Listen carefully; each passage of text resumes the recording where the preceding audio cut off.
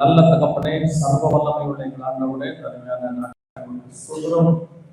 காலை வேளைக்காக நன்றி. தேவனாகிய கர்த்தர் இந்த காலை வேளையில எங்களோடு இடைவெளிவீராக, வார்த்தைகளை அனுப்புவீராக, இருக்கிற ஒவ்வொருவரோடு பேசுவீராக.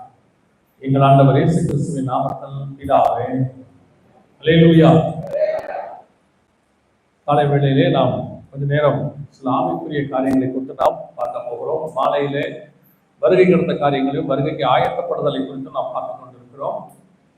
இந்த வருகையில் போகிறோம், வருகை வரப்போகுது, ஆண்டவர் வரப்போகிறார். ஒவ்வொரு நாளும் அடையாளங்கள் அதிகமாகிக் கொண்டே போகிறது. நேற்று பேசுனதுக்கு இன்னைக்கு காலையிலுக்குள்ள ஒரு மிக முக்கியமான சம்பவம் நடந்துருச்சு. இப்படி காரியங்கள் நடக்குது. ஆனால் ஒரு பக்கம் இந்த வருகையில போகிறதுக்கு நாம் என்ன செய்யணுங்கிறது ரொம்ப இம்பார்ட்டன்ட். வருகை வருதுங்கிறத தெரிஞ்சுக்கிறோம். ஆனா காலையில அந்த வருகையில போகணுன்றதுக்காக நாம என்ன செய்யறோம் அப்படிங்கிறது ரொம்ப முக்கியம். பொதுவாக நீங்க பைபிள் முழுக்க பாத்தீங்கன்னு சொன்னா, இந்த வருகையில் போகிற ஆட்கள் அல்லது ஒரு மிக முக்கியமான ஒரு தரிசனத்தை உடைய ஆட்கள், ஊழியத்தில் இருக்கிறவங்க, ஆவிக்குரியவங்க எல்லாருக்கிட்டையும் ஒரு சுபாவம் இருக்கிறது. வேதத்துல மோசேவா இருக்கட்டும், நோவா இருக்கட்டும், ஏனோக்கா இருக்கட்டும், தாவீதாக இருக்கட்டும், எல்லாருக்கிட்டையும் ஒரு ஒத்துமை இருக்கு. என்னன்னா, இவங்க எல்லோரும் தேவனோடு கூட இருக்கிறவர்களாக இருக்கிறார்கள். தேவனோடு கூட சஞ்சரிக்கிறவர்கள், தேவனோடு கூட நடக்கிறவர்கள், தேவனோடு கூட இடைப்படுகிறவர்கள். இப்படி ரிலேஷன்ஷிப் பிட்வீன் தி காட். நான் அடிக்கடி எனக்கு ஆண்டவர் காரியம் சொல்லிக் கொடுத்திருக்காரு. நாம் ரிலிஜியஸ் பீப்புளாக இருக்க அழைக்கப்படவில்லை, நாம் ஸ்பிரிச்சுவல் பீப்புளாக இருக்க அழைக்கப்பட்டிருக்கிறோம். மதவாதிகளாக அல்ல, நாம் ஆவிக்குரியவர்களாக இருக்கும்படி அழைக்கப்பட்டிருக்கிறோம். கிறிஸ்தவன் என்பதில் எந்த பெருமையுமே கிடையாது. ஏன்னா இயேசு கிறிஸ்து கிறிஸ்தவர்களுக்காக வரவில்லை, இயேசு கிறிஸ்து பாவிகளுக்காகத்தான் வந்தார். அப்படி மனம் திரும்பினவர்கள் கிறிஸ்தவர்களுக்கு பெயர் வைத்துக் கொண்டார்கள், அவ்வளவுதான். அந்தியோகியா பட்டணத்துல கிறிஸ்தவர்களுக்கு பெயர் வைத்துக் கொண்டார்கள். ஆனால் வேதத்தை பொறுத்த வரைக்கும் நாம் எவ்வளவு தேவனோடு கூட இருக்கிறோம், எவ்வளவு தூரம் தேவனோடு கூட சஞ்சரிக்கிறோம், அதுதான் ரொம்ப முக்கியம். தேவனோடு இருக்கிற ஐக்கியம் இல்லாமல் வெறும் கிறிஸ்தவர்களாக இருக்கிறதுனாலே ஒரு பிரயோஜனமும் இல்லை. இன்னைக்கு நிறைய கிறிஸ்தவர்கள் இருக்கிறாங்க, கேட்டு பாருங்க. உலகத்திலேயே மெஜாரிட்டி கிறிஸ்தவர்கள் தான் அப்படின்னு சொல்லுவாங்க. ஆனா எல்லோருமே ஆவிக்குரியவர்களா? எல்லோருமே பரலோகத்துக்கு போகிறவங்களா? எல்லோருமே தேவனை தரிசிக்கிறவர்களான்னு கேட்டா இல்லை. அப்படி எதுவுமே நம்ம சொல்ல முடியாது. அதுதான் ரொம்ப முக்கியம். கிறிஸ்தவர்களா இருப்பது, மெம்பராக இருப்பது, இதெல்லாம் வந்துட்டு காலத்தின் கட்டாயம் ஆயிடுச்சு. அது வந்து ஒரு டினாமினேஷன், சபையினுடைய சட்டத்திட்டங்களில் ஒன்றாக மாறிடுச்சு. ஆனால் இது எதுவுமே உங்களை பரலோகத்துக்கு கூட்டிட்டு போகாது. உங்களுக்கும் தேவனுக்கும் நடுவில் இருக்கக்கூடியதான ரிலேஷன்ஷிப் தான் பரலோகத்துக்கு கூட்டிட்டு போகும். அதுல நமக்கு அவரோடு கூட இருக்கக்கூடியதான அந்த ஐக்கியத்தை நாம் எப்படி பரிசோதித்து பார்க்கிறோம். ஏன்னு சொன்னா 1 சொல்லுது, நம்மை நாமே நிதானித்து அறிந்தோமானால் நாம் நியாயம் தீர்க்கப்படும். சுய பரிசோதனை, டெஸ்ட் பண்ணி பார்த்துக்கணும். அப்பப்ப நான் பரலோகத்துக்கு போவேனா, நான் கண்டிப்பா போவேனா, நான் அந்த அளவுக்கு ஆவிக்குரிய வாழ்க்கை இருக்குதா அப்படிங்கிறத வந்து நம்ம ஒவ்வொரு நாளுமே நம்மளை ஆராய்ச்சி பண்ணி பார்க்கணும். ஒவ்வொரு நாளும் ஏன்னா வேதம் சொல்லுது, அனுதினமும் ரட்சிக்கப்பட வேண்டும், ரட்சிப்பு பூர்ணப்பட வேண்டும் என்று வேதம் சொல்லுது. ஆனால் நாம இன்னைக்கு வாரத்துக்கு ஒரு நாள் சபைக்கு வரோம், ஞாயிற்றுக்கிழமை ஆராதனை கலந்து கொள்றோம்.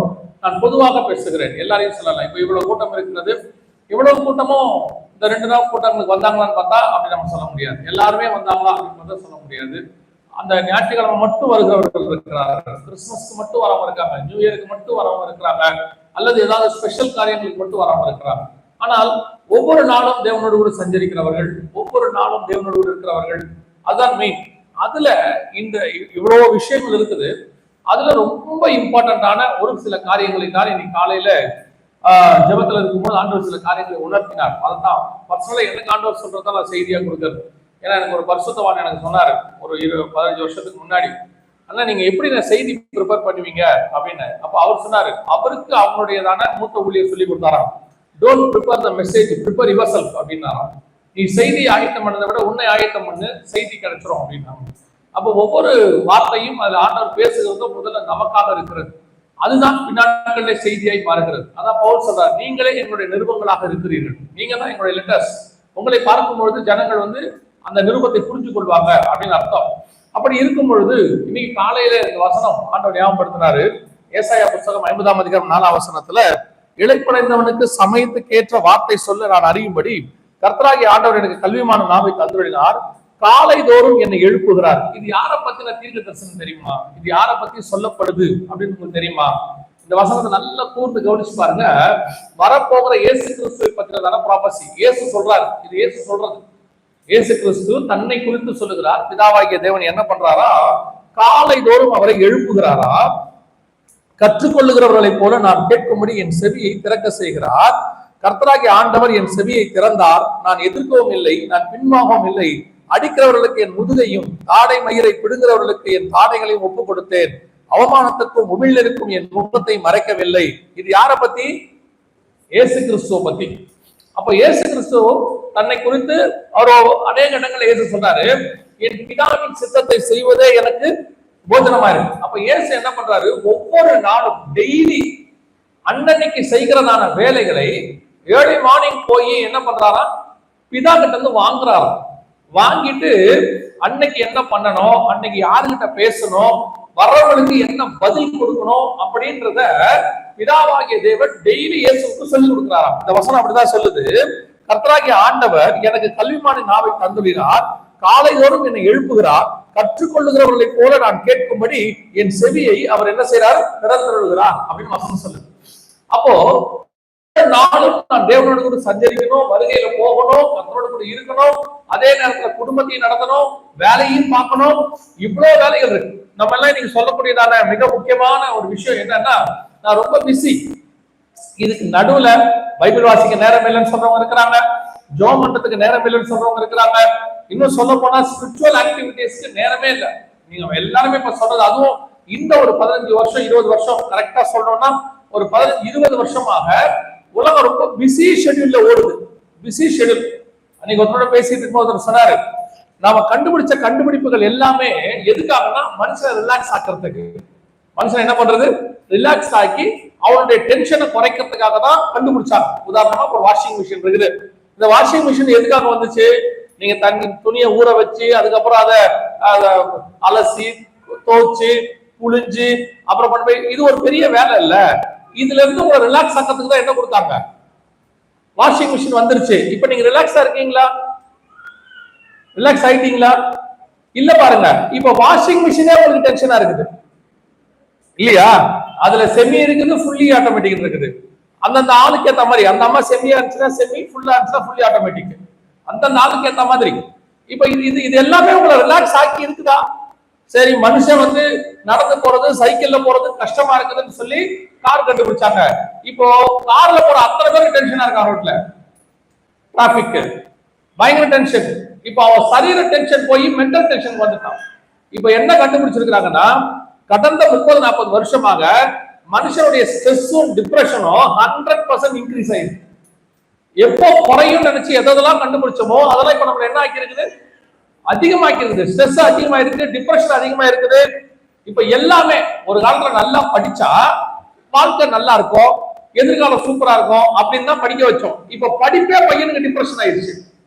அதை படிச்சு முடிக்கிறதுக்குள்ளே அவனுக்கு ஒரு வழி ஆகி முடிச்சிடறான். நிறைய பிள்ளைகள் சூசைடே பண்ணிக்குது.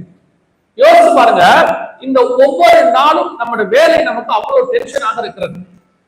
ஆனால் இப்ப நம்ம கேட்டோம்னா என்ன சொல்றோம்? இதுக்கு நடுவுல நான் எங்க ஜாம் பண்றது, எங்க பைபிள் வாசிக்கிறது, பிள்ளைய ஸ்கூல் திறந்துருச்சு, பிள்ளைய ஸ்கூலுக்கு அனுப்புற மாதிரி ஒரு கஷ்டம் உலகத்திலே ஒன்றும் இல்லை இல்லையா? ஒவ்வொரு வீட்லயும் காலையில ஒரு 7 மணில இருந்து 8 மணி வரைக்கும் 3ஆம் உலக யுத்தமே நடக்குது. அப்படிதானே? அப்படி பயங்கரமான ஒரு கலையபரமே இருக்கும். ஈரான்ல குண்டு போட்ட மாதிரி இருக்கும். ஷூவை எடுத்தியா, சாக்ஸை எடுத்தியா, வாட்டர் பாட்டில தண்ணியை வச்சியா, டைரியில சைன் வாங்கினியா, நாயே பேயே வந்ததே போனதே செத்ததே உயிர்த்ததே எல்லாம் பண்ணி கலையபரம் பண்ணி அந்த வீடு பாத்தீங்கன்னா அந்த அம்மா காலில் சக்கரை கட்டாத குறைதான். இங்கேயும் அங்கேயும் கிச்சனுக்கு அங்கேயும் ஓடிட்டு இருக்கோம். அந்த அம்மாவுக்கு அதுல எதுல ரொம்ப கோபம் வரும்னு கேட்டீங்கன்னா, அதுக்கு நடுவில் உட்காந்து ஒரு ஆள் டிவி பார்த்துட்டு இருப்பாரு அந்த வீட்டுல. அதுலதான் அந்த அம்மாவுக்கு ரொம்ப கோபம் வரும். அந்த அம்மா என்ன செய்யும்னா, அந்த ஐயாவை நேரம் திட்ட முடியாது இல்ல, அதனால சேர்த்து திட்டம், நீங்க எல்லாம் உருப்படியே பாத்தீங்கன்னா அனுப்பு போகும். அந்த அம்மா அந்த ஐயாவுக்கும் தெரியாது அவ்வளவுதான் சொல்றாங்க அப்படின்னு. ஏன்னா இவ்வளவு டென்ஷனுக்கு நடுவுல அந்த பையனை அப்படியே ஸ்கூலுக்கு ஆட்டோல ஏற்றி அனுப்பினோட அந்த அம்மா முகத்தை நீங்க பார்க்கணும் பாரு. நெப்போலியன் யுத்தத்தை முடிச்சுட்டு ஊருக்கு வர மாதிரியே இருக்கும். அப்பாடா, அந்த பையனுக்கு லீவுன்னு சொன்ன அந்த அம்மா முகத்தோட டென்ஷன் பாருங்க. எதுக்கு, ஏன் லீவ் விட்டாங்க உனக்கு அப்படிம்பாங்க. அவன் ஸ்கூலுக்கு போனாதான் இங்க ரிலாக்ஸ் ஆகுது. ஒரு வீடு பயங்கர, இதுக்கு நடுவுல அந்த அம்மாவை நிறுத்தி கேட்டு பாருங்க. காலை 7:30 மணிக்கு அந்த கிச்சனுக்கு எதுக்கு ஓடிக்கிட்டு இருப்பாங்கல்ல, அதுல வேற இந்த மிக்சியில சட்னி அரைக்கும் போது அதுக்கு வேற ஜோம் பண்ணிட்டு இருப்பாங்க, மேல கையை வச்சு தலைக்கு மேல அதுக்கு ஒரு ஜோம் பண்ணிக்கிட்டு மிக்சி அரைச்சிட்டு இருப்பாங்க. அந்த நேரத்தில் அந்த அம்மா கேட்டு பாருங்க, நீங்கள் தேவனோடு கூட சஞ்சரித்து கொண்டு இருக்கலாம். மிக்சியில நம்மளை போட்டு நம்ம அரைச்சிரும். ஆமா நிஜமாதான், நம்ம தூக்கி போட்டு அரைச்சிருவாங்க. இருக்கிற நிலைமையில தேவனோட சஞ்சரிக்கிறதா எதா இருந்தாலும் 10 மணிக்கு மேல பேசுங்க. வருகையே 10 மணிக்கு மேல வந்தாதான் அந்த அம்மா வரும். எக்காலம் ஊதுனா கூட நம்ம புடிங்கி பக்கத்துல வச்சிரும். இது அப்புறமா ஊதி இப்ப போகாத நம்ம போலாம் அப்படின்னு. அவ்வளவு டென்ஷன் இன்னைக்கு நம்ம சொல்றோம். இதுக்கு நடுவுல எனக்கு ஸ்பிரிச்சுவாலிட்டிக்கு என்ன கிடையாது, நேரமே கிடையாது. பிஸி, பைபிள் வாசிக்க முடியாது. அவங்க எல்லாம் சொல்றது என்ன சொல்றாங்க, எல்லா பிள்ளைங்க ஸ்கூலுக்கு எல்லாம் போன பிறகுதாங்க பைபிளே வாசிக்க முடியும். அதுக்கப்புறம் தான் உட்காந்து ஜெபமே பண்ண முடியும். இப்ப நம்ம என்ன சொல்றோம், முடியாது, பிஸி இன்னைக்கு இருக்கிற பிளட்ஜ்ல. ஆனா வேதம் சொல்லுது என்ன பெரிய ப்ராசஸ், ஒரு பேழையே கட்ட வேண்டி இருக்குது, ஒரு மிகப்பெரிய பேழை கட்ட வேண்டி இருக்கிறது. உலகத்தையே காப்பாற்ற ப்ராஜெக்ட் அவங்க கிட்ட இருக்கு. வேதம் சொல்லுது அவன் தேவனோடு கூட சஞ்சரித்துக் கொண்டிருந்தான். இது எப்படி சாத்தியம், இது எப்படி நடக்குது? இங்கதான் நிறைய நேரத்துல இன்னைக்கு எல்லாம் சொல்றாங்க, ரெண்டு விதம் சொல்றாங்க. ஒன்னு ஸ்மார்ட் ஒர்க், இன்னொன்னு வந்து ஹார்ட் ஒர்க் அப்படிங்கிறாங்க. ஸ்மார்ட் ஒர்க் காட்டுறதுனா ஒரே வேலையை ரொம்ப அழகா செய்யறது, ஸ்மார்ட்டா செய்யறது. அதை வந்து இந்த கம்ப்யூட்டர் இப்படிலாம் சொல்றாங்க ஸ்மார்ட் ஒர்க்னு. ஆனா என்ன பொறுத்த வரைக்கும் போன ஜெனரேஷன்ல ஒரு அம்மா இருந்தாங்கல்ல, இப்ப இருக்கிற ஜெனரேஷன்ல மாமியாரோ அம்மாவோ இருப்பாங்க, அவங்கதான் உண்மையிலேயே ஸ்மார்ட் ஒர்க். இப்ப இருக்கிறது எல்லாமே ஸ்மார்ட் ஒர்க்கே கிடையாது. நான் சொல்றது புரியுதா? அந்த காலத்துல வந்து குக்கரே இருக்காது, பாத்திருக்கீங்களா? பருப்பெல்லாம் வேக வைக்கிறதுக்கு ஒரு ஒரு ஒரு பாத்திரத்தை வேக வைப்பாங்க. பாத்திரத்துல வேக வைக்கும் போதே அது உள்ளே இருந்த முட்டையை தூக்கி போட்டு பருப்பு வேகும் போதே முட்டையை அவிச்சிருவாங்க, பாத்திருக்கீங்களா? இப்ப இருக்க அம்மா ஒவ்வொரு முட்டையும் தனித்தனியா வேக வைக்கும். கேட்டா சொல்லுவோம், அந்த பையனுக்கு வேற மாதிரி வேக வைக்கணும், இந்த பையனுக்கு வேற மாதிரி வேக வைக்கணும்.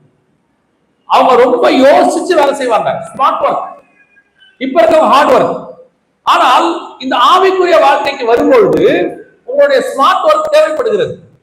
நீங்க ஸ்மார்ட் ஒர்க்கா இருந்தா மட்டும்தான் ஸ்பிரிச்சுவலாவும் வேலை செய்ய முடியும். அதே நேரத்தில் வேர்ல்ட்லி ஒர்க் பார்க்கணும். வேர்ல்ட்லி ஒர்க் பார்க்காம இருக்க முடியாது. ஏனோக்கு தேவனோடு கூட சஞ்சரித்துக் கொண்டிருந்து குமாரரையும் குமாரத்திகளையும் பெற்றார். உலக வேலையும் நடந்திருக்குது, அந்த பக்கம் நடக்குது. நோவா பேழையை கட்டிக்கொண்டே தேவனோடு கூட சஞ்சரித்தார். இயேசு பிதா என்னை தனியே இருக்க விடுகிறதில்லை, ஆனாலும் உலக பிரகாரமான செய்ய வேண்டிய ஊழியர்களை செய்தார். தாவீது கர்த்தரை எப்பொழுதும் எனக்கு முன்பாக வைத்திருக்கிறேன், ஆனா யுத்தத்துக்கு போகும்போது சண்டை போடும்போது சண்டை போடுவார்.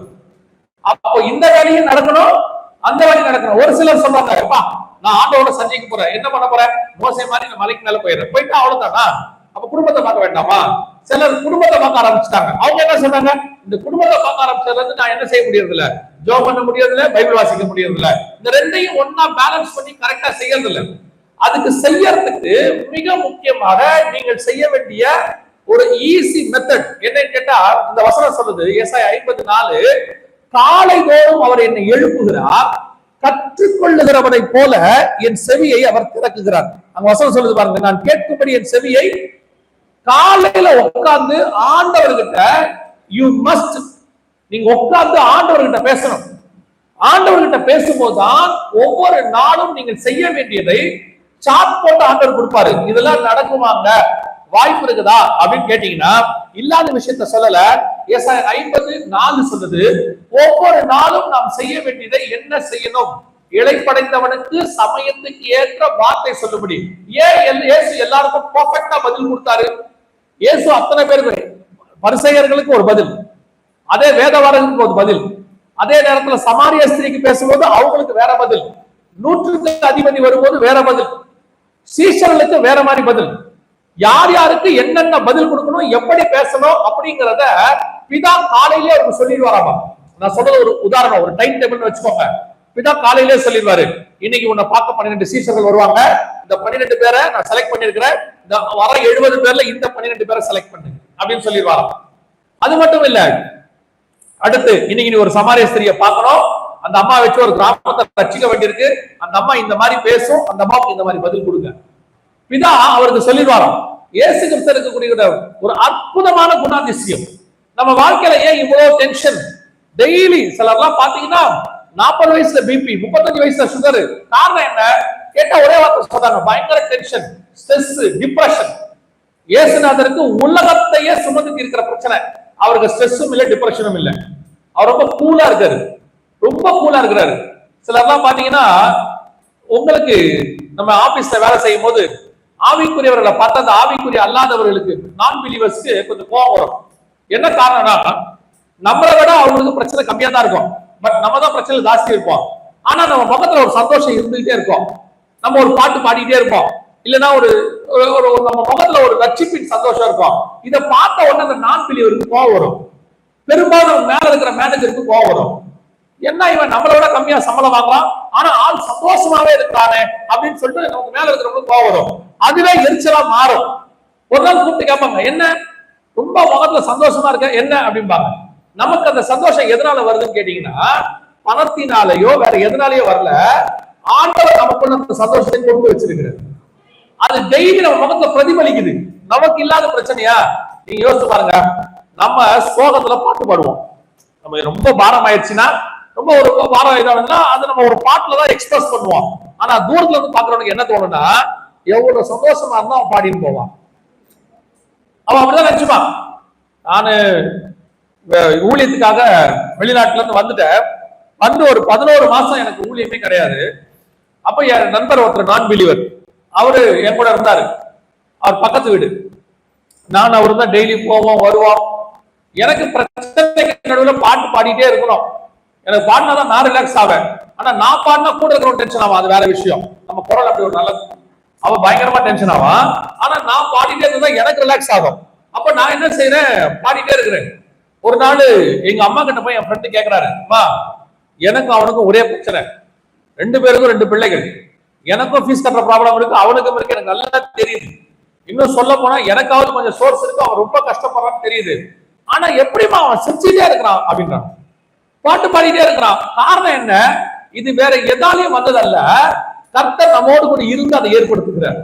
உங்களுக்குள்ள ஆண்டவர் இருந்தால் அந்த சந்தோஷம் தானாய் வரும். அந்த ரிலாக்ஸ், உங்க டென்ஷன் ஆகாம கர்த்தர் பார்த்துப்பார். எவ்வளவு பிரச்சனை வேணா இருக்கட்டுமே, அதுக்கு நீங்க செய்ய வேண்டிய பிரதானமான வேலை என்னன்னா, காலை தோறும் உங்களை அவர் எழுப்புகிறாராம். காலையில ஏர்லி மார்னிங். இன்னைக்கு கிறிஸ்தவர்கள் கிட்ட இல்லாத ஒரு சுபாவமாய் மாறிடுச்சு. முன்னாடி எல்லா கிறிஸ்தவர்கள்ட்டையும் அது இருக்கும். அது சிஎஸ்ஐ, இசிஐ அல்லது பெந்தகோஸ்தே அந்த பாகுபாடே கிடையாது. எல்லாரும் காலையில எழுந்திருப்பாங்க. ஏர்லி மார்னிங் கிறிஸ்தவர் வீடுகள் எல்லாம் நல்ல ஒரு பாட்டு பாடும். 6 மணிக்கெல்லாம் பாத்தீங்கன்னா ஏதாவது ஒரு டேப்ல பாட்டு போட்டு விட்டுருவாங்க. அதுக்கு முன்னாடி அவங்க ஜோப் பண்ணிடுவாங்க, பைபிள் வாசிடுவாங்க, காபி போடும்போது பாட்டை போட்டு விடுவாங்க. இது எப்ப டைம் இருக்குன்னா காலை 6 மணியா. அதுக்கு முன்னாடி நடந்திருக்கும். இப்ப இருக்கிறதெல்லாம் அதிகாலை 8 தான். அம்மாவே 7:30, பொண்ணு 8:30. எழுந்திருக்கிறது காலமக்கள் எழுந்திருக்கும் போது 7:30 மணிக்கு தான் எழுந்திருக்கிறது. அப்படியே இந்த பெட்ஷீட்டோட கூட நடந்து வரும் பாருங்க பாத்ரூமுக்கு. இந்த கல்யாணத்துக்கு பின்னாடி வேல் முடிக்கிற மாதிரி பெட்ஷீட் பின்னாடியே வரும். அதுல வேற பெட்ஷீட் மடிக்கிறது ஒரு போலி இருக்கும் வீட்டுல. உன் பெட்ஷீட்டை நீ மடி, ஏன் பெட்ஷீட்டை நான் மடிப்பேன், இப்ப மடி, அப்புறமா தான் மடிப்பேன். பெட்ஷீட்டை மடிக்கிறதுக்கு ஒரு சண்டையா? இயேசுநாதர் 38 வருஷம் அந்த சுகமாக்கின உடனே அவர் சொல்ற ஒரு வார்த்தை, உன் படுக்கை எடுத்துக்கொண்டு நட. அதுக்கு என்ன அர்த்தம்? நீ விட்டு போனா எவன்டா மடிக்கிறது? அத உன் பெட்ஷீட்டை நீயே எடுத்துட்டு போன அர்த்தம். இயேசுநாதரே உயிர் தெழுந்துட்டு போகும்போது வசனம் சொல்லுது, அவர் துணியை மடிச்சு வச்சுட்டு போயிருந்தாருன்னு இருக்கு. எவ்வளவு ஒழுக்கமான ஆண்டவர் பாருங்க. அவரும் உயிர் தெழுந்துட்டாரு, மேல போட்டுக்கிற ட்ரெஸ் மடிச்சு வச்சிருக்கிறாரு. இப்ப இருக்கிற வீடுகள்ல இதுவே பெரிய பிரச்சனை. காலையில 7:30 மணிக்கு எழுந்திருக்கிறது, 8:30 மணிக்கு எழுந்திருக்கிறது. நல்லா புரிஞ்சுக்கொள்ளுங்க. காலை தோறும் இன்னைக்கு கொஞ்சம் பேர் என்ன சொல்றாங்க தெரியுமா? எங்களுக்கு ரொம்ப டைட் ஒர்க், படுக்கிறதுக்கு எத்தனை மணி ஆகுது? 10 மணி ஆயிடுது. 10 மணி 11 மணிக்கு படுக்கிறோம். அன்னைக்கெல்லாம் 6 மணிக்கு படுத்தாங்க, 7 மணிக்கு படுத்தாங்க. காலையில் எழுந்திருக்கிறது ரொம்ப ஈஸியா இருந்துச்சு. இப்ப என்ன செய்ய முடியாது, எழுந்திருக்கிறது ரொம்ப கஷ்டம். வாசிங்க மார்க் எழுதின சுவிசேஷம், மார்க் எழுதின சுவிசேஷம் 1ஆம் அதிகாரம் 35வது வசனம். 34ல இருந்தே வாசிங்க. 32, 33, 34, 35 வாசிங்க.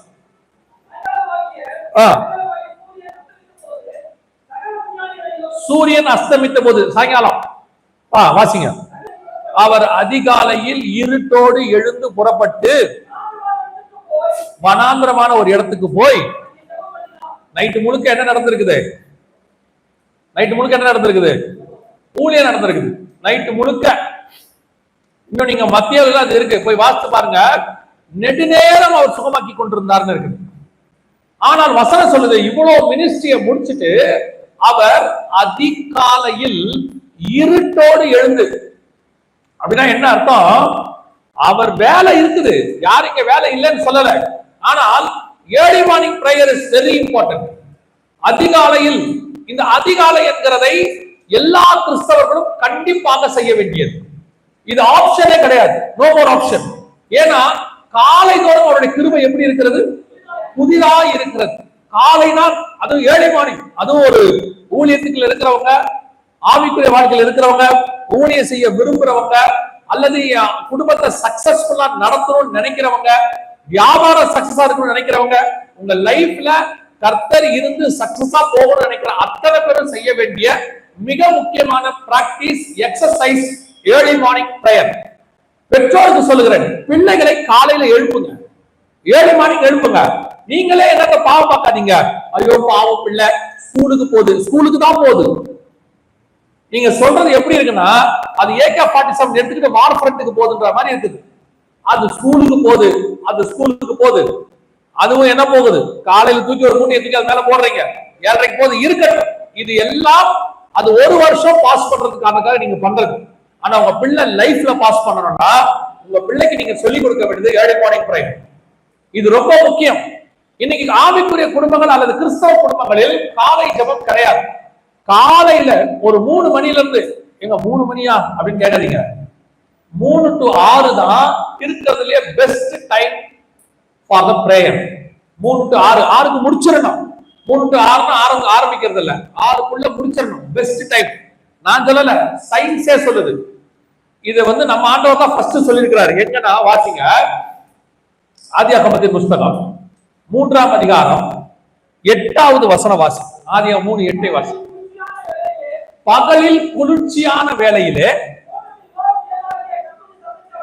தோட்டத்தில் உலாவும் தேவனாகிய கர்த்தருடைய சத்தத்தை அவர்கள் 3 மணிக்கு அவர் என்ன பண்றாரு? காலையில பகலில் குளிர்ச்சியான வேலை. பகல்ல குளிர்ச்சியான வேலை என்ன தெரியுமா? எல்லா நாட்டிலையும் எடுத்திருக்கிறாங்க, ஆல் ஓவர் த வேர்ல்ட்.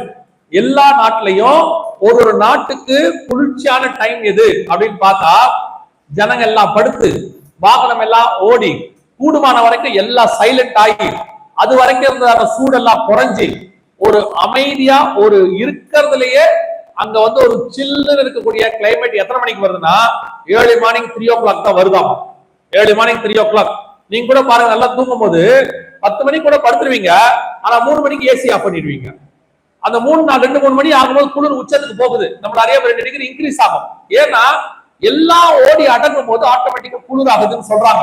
அதே நேரத்துல நம்ம பாடியும் பகல் ஃபுல்லா ஓடி, நீங்க 9-10 மணிக்கு படுத்துட்டா கூட காலைல ஒரு 3 மணி போலதான் நம்ம பாடி ஃபுல்லா அமைதியான ஒரு இடத்துக்கு மைண்ட் வருதாமா. அதான் right time for meditation. 3 to 6 இந்த அதிகாலை குளிர்ச்சியான நேரம், ஏர்லி மார்னிங் இருட்டோடு அப்படின்னு பார்த்தோம்ல, இதை நம்ம அத்தனை பேரும் எழுந்திருக்கணும். இதை நம்ம அத்தனை பேரும் எழுந்திருக்கணும். நாங்க எங்க பைபிள் காலேஜ்ல தங்கி இருக்கிறோம். நான் அது நீங்க விளையாட்டாவும் எடுத்துக்கலாம், பட் எனக்கு அது சீரியஸ். எங்க பைபிள் காலேஜுக்கு பின்னாடி ஒரு மயில் இருக்குது, அது ஒரு காடு மாதிரி மயில் இருக்கு. அந்த மயில் 4:30 மணிக்கு அகவும். மயில் குயில் தான் பூவும், மயில் அகவும். மயில் கத்தோம்னு வச்சுக்கோங்களேன், உங்க பாஷையில சொன்னா எத்தனை மணிக்கு கத்தோம்னா 4:30 மணிக்கு கத்தோம். நான் 3:30 எழுந்திரிச்சு ஜோம் பண்றாரு. நான் 3:30 மணிக்கு ஜோம் பண்ணுவேன், கரெக்டா ஒரு 4:30 மணிக்கு அந்த சவுண்ட் வரும். ஒரு நாள் நான் 4:30 வரைக்கும் தூங்கிட்டேன்.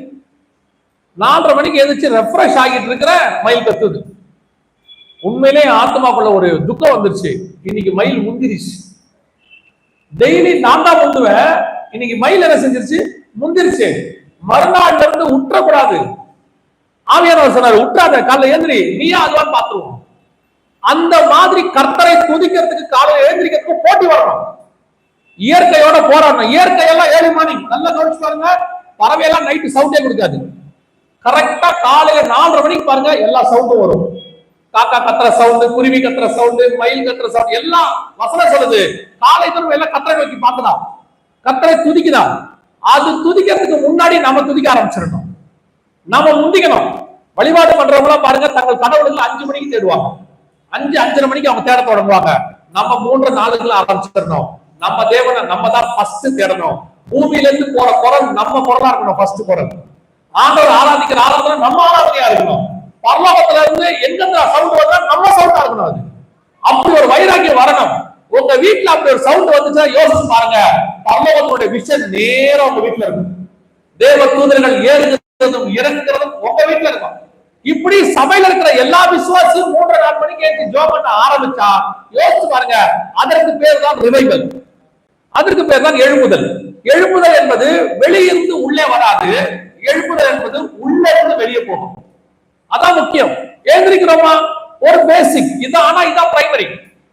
பின்னணியா நீங்க செய்ய வேண்டிய மிக முக்கியமான வேலை என்னன்னா, ஏர்லி மார்னிங் இந்த அதிகாலையில் எழுந்திருச்சு இருட்டோடு அவரை ஆராதிக்கிறதான ஒரு தன்மை. இரண்டாவது, அதே வசனம் எப்படி இருக்குன்னு கவனில வாசிச்சு பாருங்க. மார்க் 1:35 திருப்பி வாசிங்க பார்ப்போம். மார்க் 1:35. அவர் அதிகாலையில் இருட்டோடு எழுந்து புறப்பட்டு வனாந்தரமான ஒரு இடத்துக்கு போய், ஏன் இருட்டோடு எழுந்திருச்சு சீசரோட ஜெபம் பண்ணல? ஏன் இருட்டோட எழுந்திருச்சு பேதுருவின் மாமி வீட்டுல ஜெபம் பண்ணல? அந்த வசனம் என்ன சொல்லுது பாருங்க. அவர் இருட்டோடு எழுந்து ஒரு வனாந்தரமான இடத்திற்கு போய் அப்படின்னு இருக்கு. அப்படின்னா என்ன அர்த்தம்? அவர் எழுந்திருச்சார் ஜெபம் பண்றதுக்கு, பிதா அவரை எழுப்பிட்டார், எல்லாம் நடந்துருச்சு. ஆனால் மிக முக்கியமாக செய்ய வேண்டிய அடுத்த விஷயம் என்னன்னா, he separate from the world. எல்லாருக்கும் இருந்து தன்னை கொஞ்சம் தனித்து வச்சுக்கிறார். நான் ஒரு நாள் முழுக்க மனுஷோட இருக்க போறேன், ஆனால் தேவனோட இருக்கும் போது எனக்கும் மனுஷனுக்கு என்ன இருக்கணும்? கொஞ்சம் டிஸ்டன்ஸ் இருக்கணும், தனித்திருக்கும்படி. அது ரொம்ப இம்பார்ட்டன்ட். நல்லா கவனிச்சு பாருங்க. ஒரு கணவனும் மனைவியும் பகல் முழுக்க எல்லாரோடையும் பேசிட்டு இருப்பாங்க, பிள்ளைகளை பார்ப்பாங்க, ஒன்னா போவாங்க, கல்யாணத்துக்கு எல்லாம் வருவாங்க. அந்த சாயங்காலம் இரவு வரும்போது அவங்க 2 பேரும் தனித்து இருக்கிற ஒரு சுபாவம் இருக்கும். அது எதுக்காக? இவ்வளோ கால்ல பேசினாலும் அந்த தனித்திருக்கும் போதுதான் சீக்கிரட்டான விஷயங்களை பேச முடியும். தனித்திருக்கும் போதுதான் பேச முடியாத விஷயங்களை அங்க உட்கார்ந்தா பேச முடியும். எல்லாத்தையும் எல்லாரும் எதிரிலையும் பேச முடியாது. அந்த தனித்திருக்கும் பொழுது குடும்பத்தை பத்தின மிக முக்கியமான விஷயங்கள், வெளியே எல்லாரும் எதிரிலையும் சொல்ல முடியாத விஷயங்கள், அதை எல்லாத்தையும் எங்க சொல்ல முடியும்னா நீங்க போய் செப்பரேட்டா டைம் ஸ்பெண்ட் பண்ணும்போதுதான். சில நேரத்துல மனைவி சொல்லுவாங்க, கணவனை பாத்தீங்களா, கணவன் கேட்பாரு, ஏன் நீ இதெல்லாம் என்கிட்ட சொல்லல அப்படின்னு. அந்த அம்மா கேட்கும், எப்ப உங்களுக்கு நேரம் இருந்துச்சு? நீங்க எப்ப பேசுறதுக்கு டைம் கொடுத்தீங்க? காலையில கிளம்பி ஆபீஸ் போனீங்க, சாயங்காலம் வந்தீங்க, வரும்போதே போனோட வந்தீங்க, போனு பேசிக்கிட்டே இருந்தீங்க, அதுக்குள்ள உங்க ஃப்ரெண்டு வந்தாரு, ஐபிஎல் பாத்தீங்க, எங்க எனக்கு பேச நீங்க நேரம் கொடுத்தீங்க நான் சொல்றதுக்கு? சொல்றமா இல்லையா? இவ்வளவுதான். இதே காரியத்தை தான் கர்த்தர் நம்ம கிட்ட எதிர்பார்க்கிறார். நீ ரொம்ப பிஸியா இருக்கிறப்பா, உங்ககிட்ட எந்த விதமான எனக்கு டைம் ஸ்பெண்ட் பண்றதுக்கு நேரமே இல்லை. ஆனா எனக்கு தேவை நீ என்னோட கூட தனித்திருக்கிற ஒரு காரியம். இப்ப வாசிங்க, இது எங்க இருக்குன்னு நல்லா கவனிச்சு பாருங்க. ஆதியாகமத்தின் புஸ்தகம் 24ஆம் அதிகாரம் 63வது வசன வாசி. ஈசாக்கு சாயங்கால வேளையிலே தியானம் பண்ண வெளியிலே போயிருந்து. இது என்ன வெளியிலே போயிருந்து? ஈசாக்கு சாயங்கால வேளையிலே தியானம் பண்ண. நம்ம எல்லாருக்கும் தெரியும், ஈசாக்கு என்பது இயேசு கிறிஸ்துவுக்கு முன்னடையாளமா இருக்கக்கூடிய ஒரு சுபாவம். ஏன்னா ஈசாக்கு தான் மலை மேல கட்டையை தூக்கிட்டு போனாரு, இயேசு கிறிஸ்து சிலுவை தூக்கிட்டு போனாரு, அங்க பலி கொடுக்க போனாரு, இவரையும் பலி கொடுத்தாங்க. அதுக்கு பதிலாக ஒரு ஆட்டு பலியாச்சு, இங்க ஆட்டுக்குட்டியானவர் பலியானாரு. ஈசாக்கு ஒரே குமாரன், இவர் ஒரே பேரான குமாரன். இந்த ஈசாக்கு கிட்ட இருக்கிற ஒரு சுபாவம் இயேசு கிறிஸ்து கிட்ட இருக்கிற ஒரு சுபாவம். வசனம் சொல்லுது, ஈசாக்கு சாயங்கால வேலையானவர், அதாவது இருட்டு வருகிற வேலை வரும்போது, இயேசு கிறிஸ்து இருட்டோடே எழுந்து. அப்படிதானே இருக்குது மார்க் 1:35. இயேசு இருட்டோடே எழுந்து. இங்க சாயங்காலமான போது அப்படின்னா என்ன அர்த்தம்? பொழுது சாயும் போது, வெளிச்சம் போய் இருட்டு வரும்போது. டைம் ஒண்ணுதான், அதாவது சூழ்நிலை ஒண்ணுதான். அந்த நேரத்துல ஈசாக்க பத்தி வசனம் சொல்லுது, தியானம் பண்ண வெளியில் போன போது. எங்க வெளியே போனாரு? தியானம் பண்ண வெளியிலே போயிருந்து. அப்படின்னா என்ன அர்த்தம் தெரியுமா? ஒரு ஊர் எப்பவுமே 3 பகுதியா இருக்கும். இந்த ஊரா இருக்கட்டும், எந்த ஊரா இருக்கட்டும், எருசலேமா இருக்கட்டும், எது வேணா இருக்கும், 3 பகுதி. ஒண்ணு மையப்பகுதி, நகரம், சிட்டி, நாம வாழ்ற பகுதி. இதை தாண்டி அப்படியே கொஞ்சம் வெளியே போனீங்கன்னா வயல் இருக்கும், வயக்காடு. எங்க வேணா எந்த ஊருக்கு வேணா போங்க, விவசாயம் பண்ற இடம் இருக்கும். அது ஊருக்கு வெளியே தான் இருக்கும், ஊருக்குள்ள இருக்காது. ஊர்ல இருந்து கொஞ்சம் வெளியே போய் விவசாயம் பண்ணுவாங்க, அதான் வயல்னு சொல்லுவாங்க. வயல் தாண்டுனா வெளி, வயல் வெளி நம்ம சொல்றோம்ல, அதோட அர்த்தம் என்னன்னா அதுக்கப்புறம் இருக்கிற இடம் விவசாயம் பண்ண முடியாது, வெளியிடம். அது வெறும் காடா கிடக்கும், ஒண்ணுமே இருக்காது. அதனாலதான் தப்பா எடுத்துக்காதீங்க, ஆனா அதான் உண்மை. அந்த காலத்துல லெட்டின் டாய்லெட்ல வீட்டுல இருக்காது, எல்லாரும் இந்த வயலை தாண்டி அங்க போவாங்க. அதுக்குதான் வெளிக்கு போறோம்னு சொல்லுவாங்க. நம்மளால வெளிக்கு போறது வேற மாதிரி ஆக்கிட்டாங்க. வெளியே போனா என்ன அர்த்தம்? ஊரை தாண்டி வயலை தாண்டி வெளியே போறது அப்படி சொல்லுவாங்க. இந்த வயல் வெளி கடைசி இடம் அர்த்தம். இப்ப ஈசாக்கு தியானம் பண்ணும்படி வசனம் சொல்லுது, ஈசாக்கு தியானம் பண்ணும்படி என்ன செய்யறாரா? வெளியே போயிருந்து. அப்படின்னா என்ன அர்த்தம்? மனுஷங்க இருக்கக்கூடியதான என்ன பண்ணிட்டாரு? ஏரியாவை விட்டுட்டாரு. அதை தாண்டி மனுஷங்க இருக்கிற ஏரியாவை தாண்டி வேலை செய்யற ஏரியா, இங்க எல்லா மனுஷங்களும் இருக்க மாட்டாங்க, வேலை செய்யறவங்க மட்டும் இருப்பாங்க, அந்த ஏரியாவையும் தாண்டிட்டாரு. நல்லா என்ன கவனிங்க. கேக்குதா மைக்கு? அவ்வளவே நமக்கு வேணும். லைட் போனாலும் ஃபேன் போனாலும் முகமே இருட்டானாலும் கவலைப்படாதீங்க, உங்களுக்கு கேட்டா மட்டும் போதும். கவனிங்க. அப்போ மனுஷர்கள் வேலை செய்யற இடம் தான் வயல். நகரம் என்பது எல்லாரும் இருப்பாங்க, குழந்தைங்க, பெரியவங்க, சின்னவங்க, வேலை செய்யறவன், சும்மா இருக்கிறவன் எல்லாம் இருப்பான். இதை தாண்டி கொஞ்சம் போனா வயல், அங்க வெறும் வேலை செய்யறவங்க மட்டும் இருப்பாங்க. அதையும் தாண்டியாச்சுன்னா யாருமே இருக்க மாட்டாங்க, ஒருத்தர் கூட இருக்க மாட்டாங்க, காடு. அங்க போயிட்டாரு தியானம் பண்றதுக்கு ஈசாக்கு. இதோட அர்த்தம் என்னன்னா, ஒண்ணு இந்த மனுஷங்களோட இருக்கிறோம், ரெண்டாவது கொஞ்சம் ஊழியக்காரங்களுக்கு சொல்றேன், நீங்க அடுத்து ஊழியம் பண்ணுவீங்க, வயல் விதை விதைக்கிற இடம், அதையும் தாண்டி யாருமே இல்லாத ஒரு தனியான இடத்துக்கு தான் நீங்கள் தியானம் பண்ண போகணும். இயேசு கிறிஸ்து வனாந்திரமான ஒரு இடத்திற்கு போனார்னு இருக்கு. ஏன் அப்படின்னு கேட்டா, இயேசு கிறிஸ்து எல்லாரோட இருக்கிறவர் தான், ஆளண்டாதவர்லாம் கிடையாது. ஆனால் எப்ப அவர் தேவனோடு கூட இருக்கணும்னு முடிவு பண்ணாரோ அந்த நேரத்தில் வேற யாரோடும் அவருக்கு தொடர்பு இல்லை. ஒண்ணு தேவனோடு, இல்ல மனுஷனோடு. இன்னைக்கு நாம ஜெபம் பண்றோம், காலையில எழுந்திருக்கிறோம், ஆனால் தேவனோட கூட தனித்திருக்கிற ஒரு அனுபவம் இருக்கிறதா? தேவனுக்குன்னு ஒரு தனி டைம் நம்ம கிட்ட இருக்குதா? அந்த தனி டைம் தான் நீங்க செய்ய வேண்டிய ரெண்டாவது முக்கியமான காரியம். ஃபர்ஸ்ட் ஏர்லி மார்னிங் எழுந்திருக்கணும். ரெண்டாவது, you must spend time with God. அந்த நேரத்தில் வேற யாரோடையும் உங்களுக்கு தொடர்பு இருக்க கூடாது, வேற யாரோடையுமே இருக்கக்கூடாது. அப்படின்னா என்ன? யாருமே வேண்டாமா? யாரும் வேண்டான்னு அர்த்தம் கிடையாது. அவங்க எல்லாரும் ஒரு குறிப்பிட்ட நேரம் தேவனோடு இருக்கும் போது அவங்களுக்கு என்ன கிடையாது? நம்ம கிட்ட இடம் கிடையாது. அது ஏர்லி மார்னிங் அப்படி ஒரு டைம் நீங்க கொடுத்துடணும். இன்னைக்கு இருக்கிறதுலயே பெரிய பிரச்சனை. நீங்க சொல்லிடலாம், நான் தனியா தாங்க காலையில எழுந்து ஜெபம் பண்றேன், நான் ரூம்ல சாத்திப்பேன், யாருமே கிடையாது. யாருமே இல்ல, ஆனா பக்கத்துல ஒரு போன் ஒண்ணு இருக்கும். உங்க பக்கத்துல என்ன இருக்குது? போன் இருக்குது. மனைவி ஒருத்தர் தான், பிள்ளைங்க 2 பேரு, ஆனா போனுக்குள்ள 1000 கான்டாக்ட் இருக்குது. 1000 கான்டாக்ட். இவங்க அத்தனை பேரும் உங்களுக்கு வாட்ஸ்அப் பண்ணுவாங்க, இவங்க அத்தனை பேரும் போன் பண்ணுவாங்க. நாம யார் தெரியுமில்ல? காலையில போன் வந்தா கூட, ஜபத்துல போன் வந்தா கூட போன் எடுத்து, நான் பிரேயர்ல இருக்கேன், அப்புறமா கூப்பிட்டுமா? ஏன்னா கூப்பிட்டவர் அதானி, 50,000 கோடி ரூபாய் லாஸ் ஆயிடும். எதுக்குதான் கூப்பிட்டுமே, என்னவானா இருக்கட்டுமே. தேவனோடு இருக்கிற நேரத்தை விட முக்கியமான நேரம் வேற ஒன்று உலகத்தில் கிடையவே கிடையாது. அந்த தேவனுக்குன்னு ஒரு டைம் கொடுக்கணும்ல, டைம் எந்திரிச்சு அவருக்கு தனியா ஸ்பெண்ட் பண்ணணும்ல, அவர் கூட உட்காரணும்ல. இன்னைக்கு இருக்குதா? அந்த தனித்து இருக்கிற ஒரு அனுபவம் இருக்குதா? குடும்ப ஜபம் இருக்கு, அதுவே இல்ல, இருக்குன்னு நான் நம்புறேன். குடும்ப ஜபம் இருக்கு, கூடி வந்து ஆராதிக்கிறது ஒரு காம்ப்ளிகேஷன் இருக்கு, ஆனால் தேவனோடு கூட தனித்திருக்கிற ஒரு அனுபவம் உங்களுக்கு இருக்கா? அமெரிக்காவினுடைய சக்சஸ்ஃபுல் பிரசிடென்ட் அப்படின்னு சொல்லுவாங்க, யாருன்னு கேட்டீங்கன்னா ஆபிரகாம் லிங்கன். இவர் தான் இருக்கிறதுலே மோஸ்ட் சக்சஸ்ஃபுல் பிரசிடென்ட். இவர் தான் அமெரிக்காவை வந்து ஒரு ரைட் பாதைக்கு வடிவமைச்சவர். ஆனா இவர் தேவ மனுஷன், நல்ல ஆண்டவரை தேடுற ஒரு மனுஷன், பைபிள் வாசிக்கிற மனுஷன். ஒரு நாள் ஒரு பெரிய பணக்காரர், அந்த அமெரிக்காவில் இருக்கிற மில்லியனர், அவர் என்ன பண்றாரு, இவர்கிட்ட அப்பாயின்மெண்ட் கேட்கிறாரு, இந்த மாதிரி உங்களை நான் பார்க்கணும் அப்படின்னு சொல்லி. ஆபிரகாம் லிங்கனுக்கு வந்து மோஸ்ட் பிஸியஸ்ட் பிரசிடென்ட். ஏன்னா அவர் அப்பதான் அமெரிக்காவே வடிவமைக்கிறாங்க. அங்க வெளிநாட்டுக்காரங்க அவங்க இவங்க பிஸியா இருக்கிறார். இந்த மனுஷனுக்கு டைமே கொடுக்க முடியல. இந்த மனுஷனும் அப்ரோச் பண்ணி கடைசியில ஒரு நாள், ஐயா ஏதாவது ஒரு 1/2 மணி நேரம் கொடுங்க அப்படின்னு. கடைசியில பிரசிடென்ட் ஆபீஸ்ல இருந்து போன் வருது, நீங்க காலையில 5 மணிக்கு வாங்க, பிரசிடென்ட் கூப்பிடுறாரு, 5 o'clock அப்பாயின்மெண்ட். அமெரிக்கால 5 மணிக்கு குளிருங்கிறது எப்படி இருக்குன்னு உங்களுக்கு தெரிஞ்சிருக்காதுன்னு நினைக்கிறேன். பெங்களூரை விட ஒரு 4 மடங்கு அதிகமா இருக்கும்.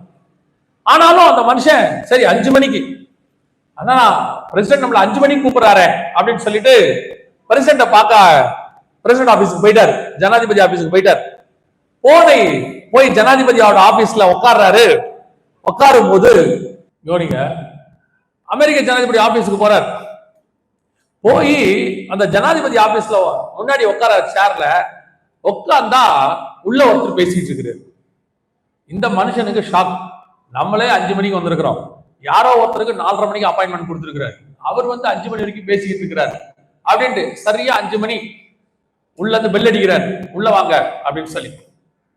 இவரு வெயிட் பண்றாரு, உள்ள போல. திருப்பி பெல் அடிக்கிறார், உள்ள வாங்க அப்படின்னு. உள்ள போய் கதவை திறந்துட்டு இப்படி பாக்குறாரு. லிங்கன் கேட்டாராம், என்ன பாக்குறீங்க அப்படின்னு. இல்ல நீங்க ஒருத்தரோட பேசிட்டு இருந்தீங்க, அவர் வெளியே வரட்டும் தான் நான் வெயிட் பண்ணேன், அதான் நான் வேற ஏதாவது டோர் இருக்கா இப்படி போயிட்டாரான்னு பாக்குறேன் அப்படின்னு. ஆபிரகாம் லிங்கன் சொன்னாராம், நான் மனுஷங்கிட்ட பேசுறதுக்கு முன்னாடி தேவனோடு கூட தனித்திருப்பது என்னுடைய வேலை.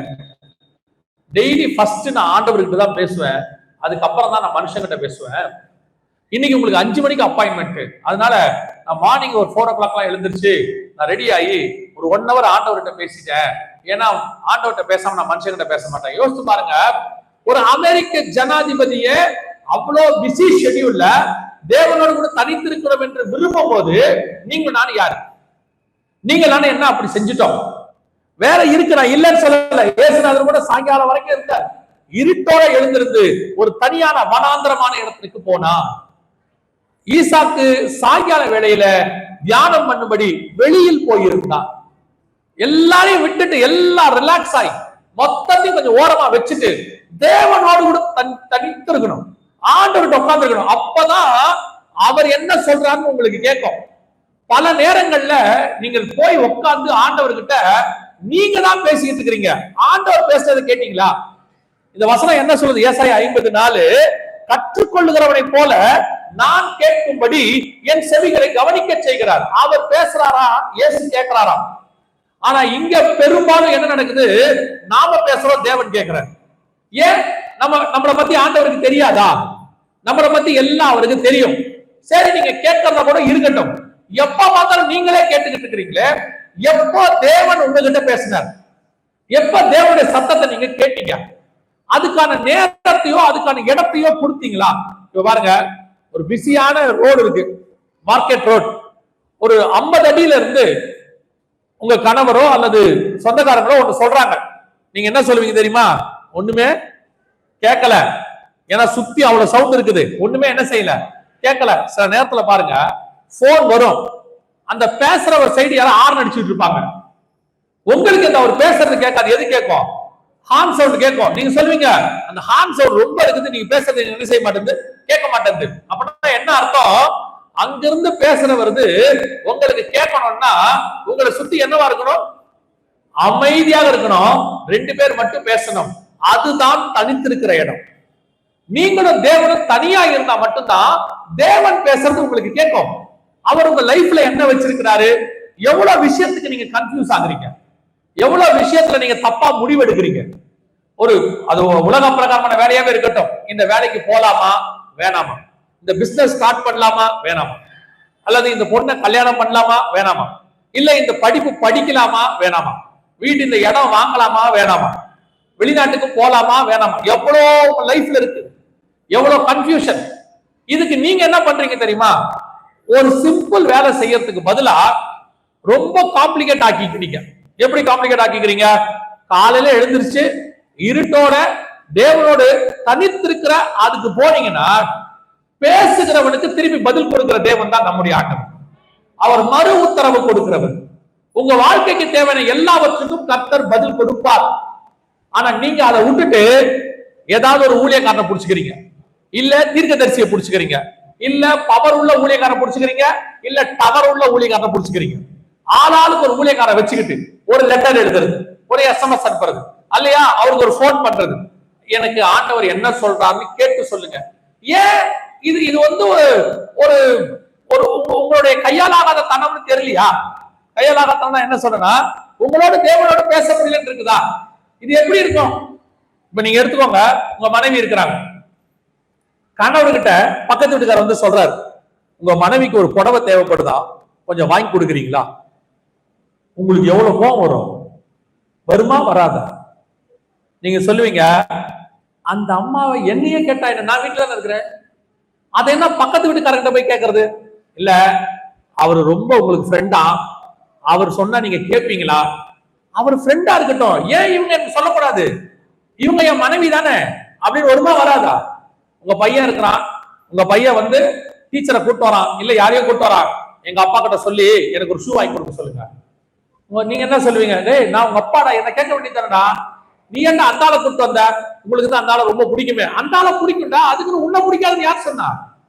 இன்னைக்கு நீங்க இதைத்தான் செஞ்சுட்டு இருக்கிறீங்க. ஒரு ஊழியக்காரரை போய் என் பொண்ணுக்கு கல்யாணம் பண்ணலாமா வேணாமான்னு கேட்டு சொல்லுங்க. அவரை யார? ஆண்டவரை. உங்க பொண்ணுக்கு கல்யாணம் பண்ணலாமா வேணாமான்னு ஏன் அவரு கேட்கணும்? நீங்க தானே கேட்கணும், என் பொண்ணுக்கு கல்யாணம் பண்ணலாமா வேணாமான்னு. அப்ப ஆட்டோமேட்டிக்கா அவர் சொல்லிட்டு போறாரு.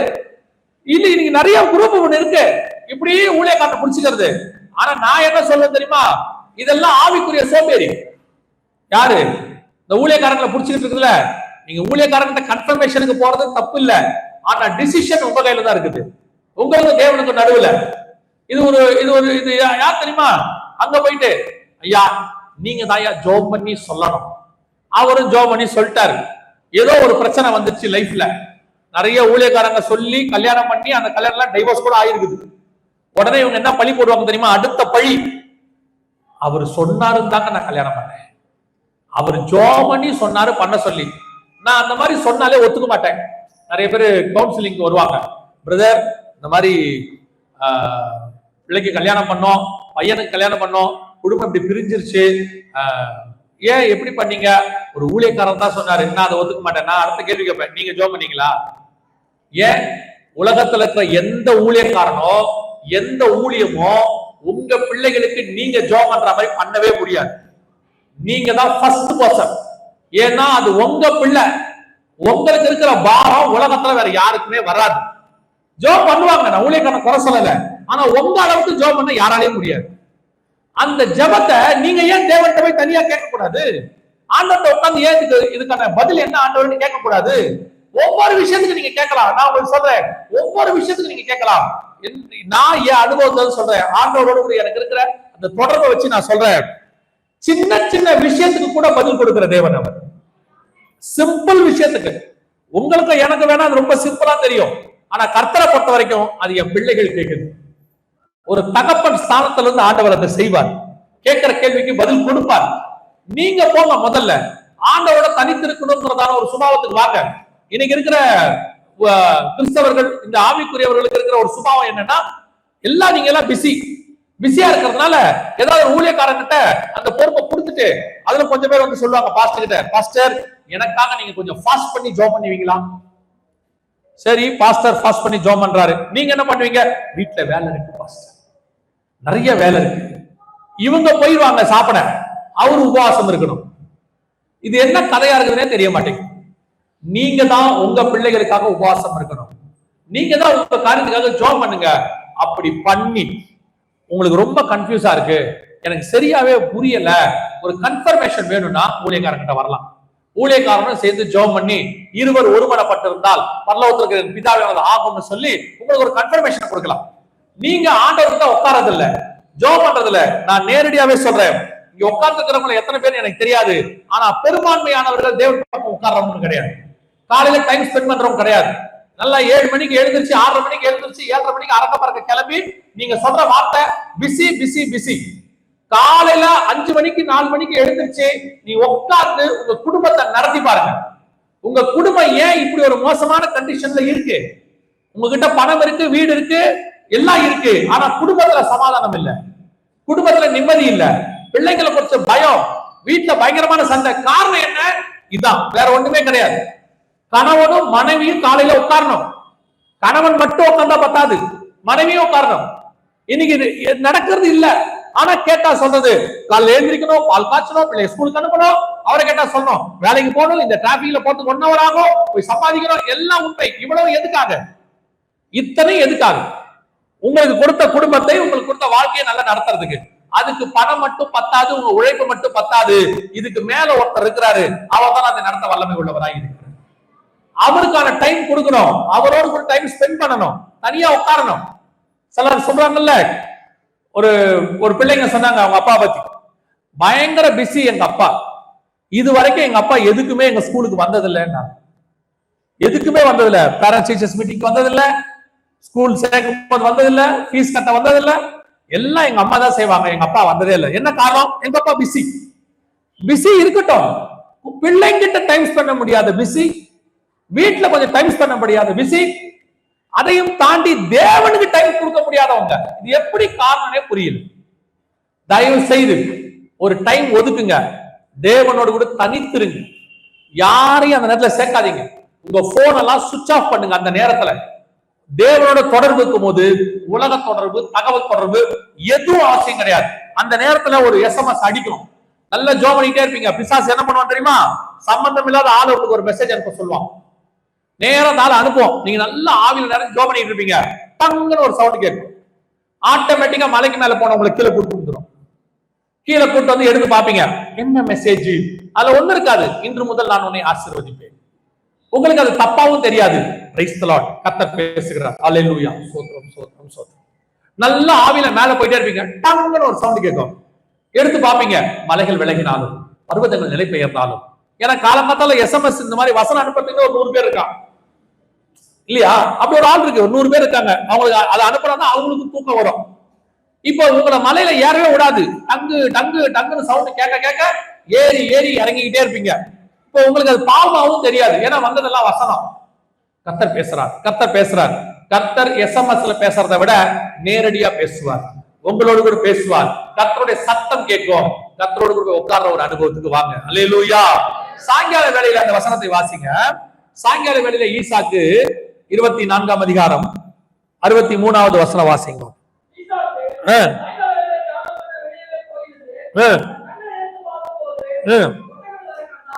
அந்த தியானம் பண்ண வெளியில் போனா பாருங்க, தியானம் பண்ண வெளியில போயிட்டான், ஆண்டோடு தனியா சஞ்சரிக்கிற இடத்துக்கு போனா பாருங்க. அங்க போகும்போதுதான் வசனம் சொல்லுது, எதிரில் யார் வர்றது? ரெபேக்கா வருகிறாள் என்று வசனம் சொல்லுது. நல்ல கவனிங்க, இதான் ரொம்ப முக்கியம். ஏன் உங்களை இவ்வளவு காலையில எழுந்திரிக்க சொல்றோம்? ஏன் இப்படி தனித்திருக்க சொல்றோம்? ஏன் ஜெபம் பண்ண சொல்றோம் அப்படின்னா, அதுக்கு மிக முக்கியமான ஒரு விஷயம் என்ன அப்படின்னா, ஆண்டவருடைய ஆசீர்வாதம் அங்கிருந்தா வருது. அந்த இடத்துல அந்த நேரத்துலதான் என்ன வரும்? ஆசீர்வாதம் வரும். எப்பவுமே நல்லா தெரிஞ்சுக்கொள்ளுங்க, கர்த்தர் உங்களுக்கு கொடுக்கறதுக்கு முன்னாடி ஒரு இடத்துக்கு வர சொல்லுவார். இப்போ 22ஆம் அதிகாரம் 1-2 வசனம், 22வது வசனம் வாசிங்க. ஆதியாகமம் 22, ஆதியாகமம் 22:2 வாசிங்க பார்ப்போம்.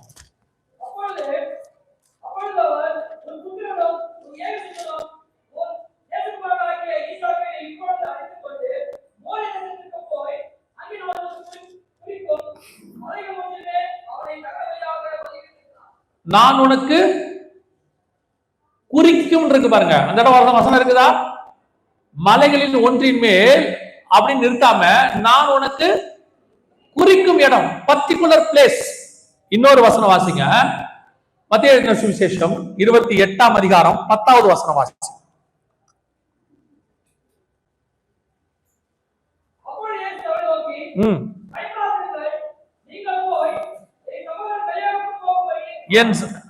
அந்த வாசிக்கிற சகோதரர் எங்க? கை தூக்குங்க, பொறுமையா வாசிக்கணும். நேத்துல இருந்து நான் அப்பதான் உங்களுக்கு சொல்றேன், நல்லா வாசிக்கிறிய, என்னமோ பஸ் பிடிக்க போற மாதிரியே வாசிக்கிறீங்க. பொறுமையா வாசிங்க பாப்போம்.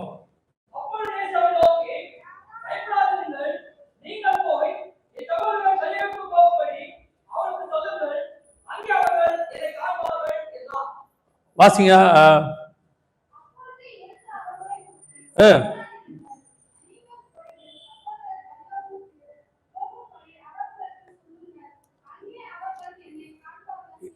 இல்ல இல்ல, கரெக்ட், மன்னிக்கணும். 16வது வசனம் வாசிங்க. 16.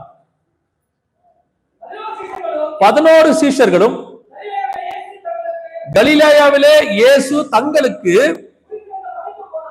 குறித்திருந்த மலைக்கு போனார்கள். நல்லா கவனிங்க, the place was mentioned, already decided.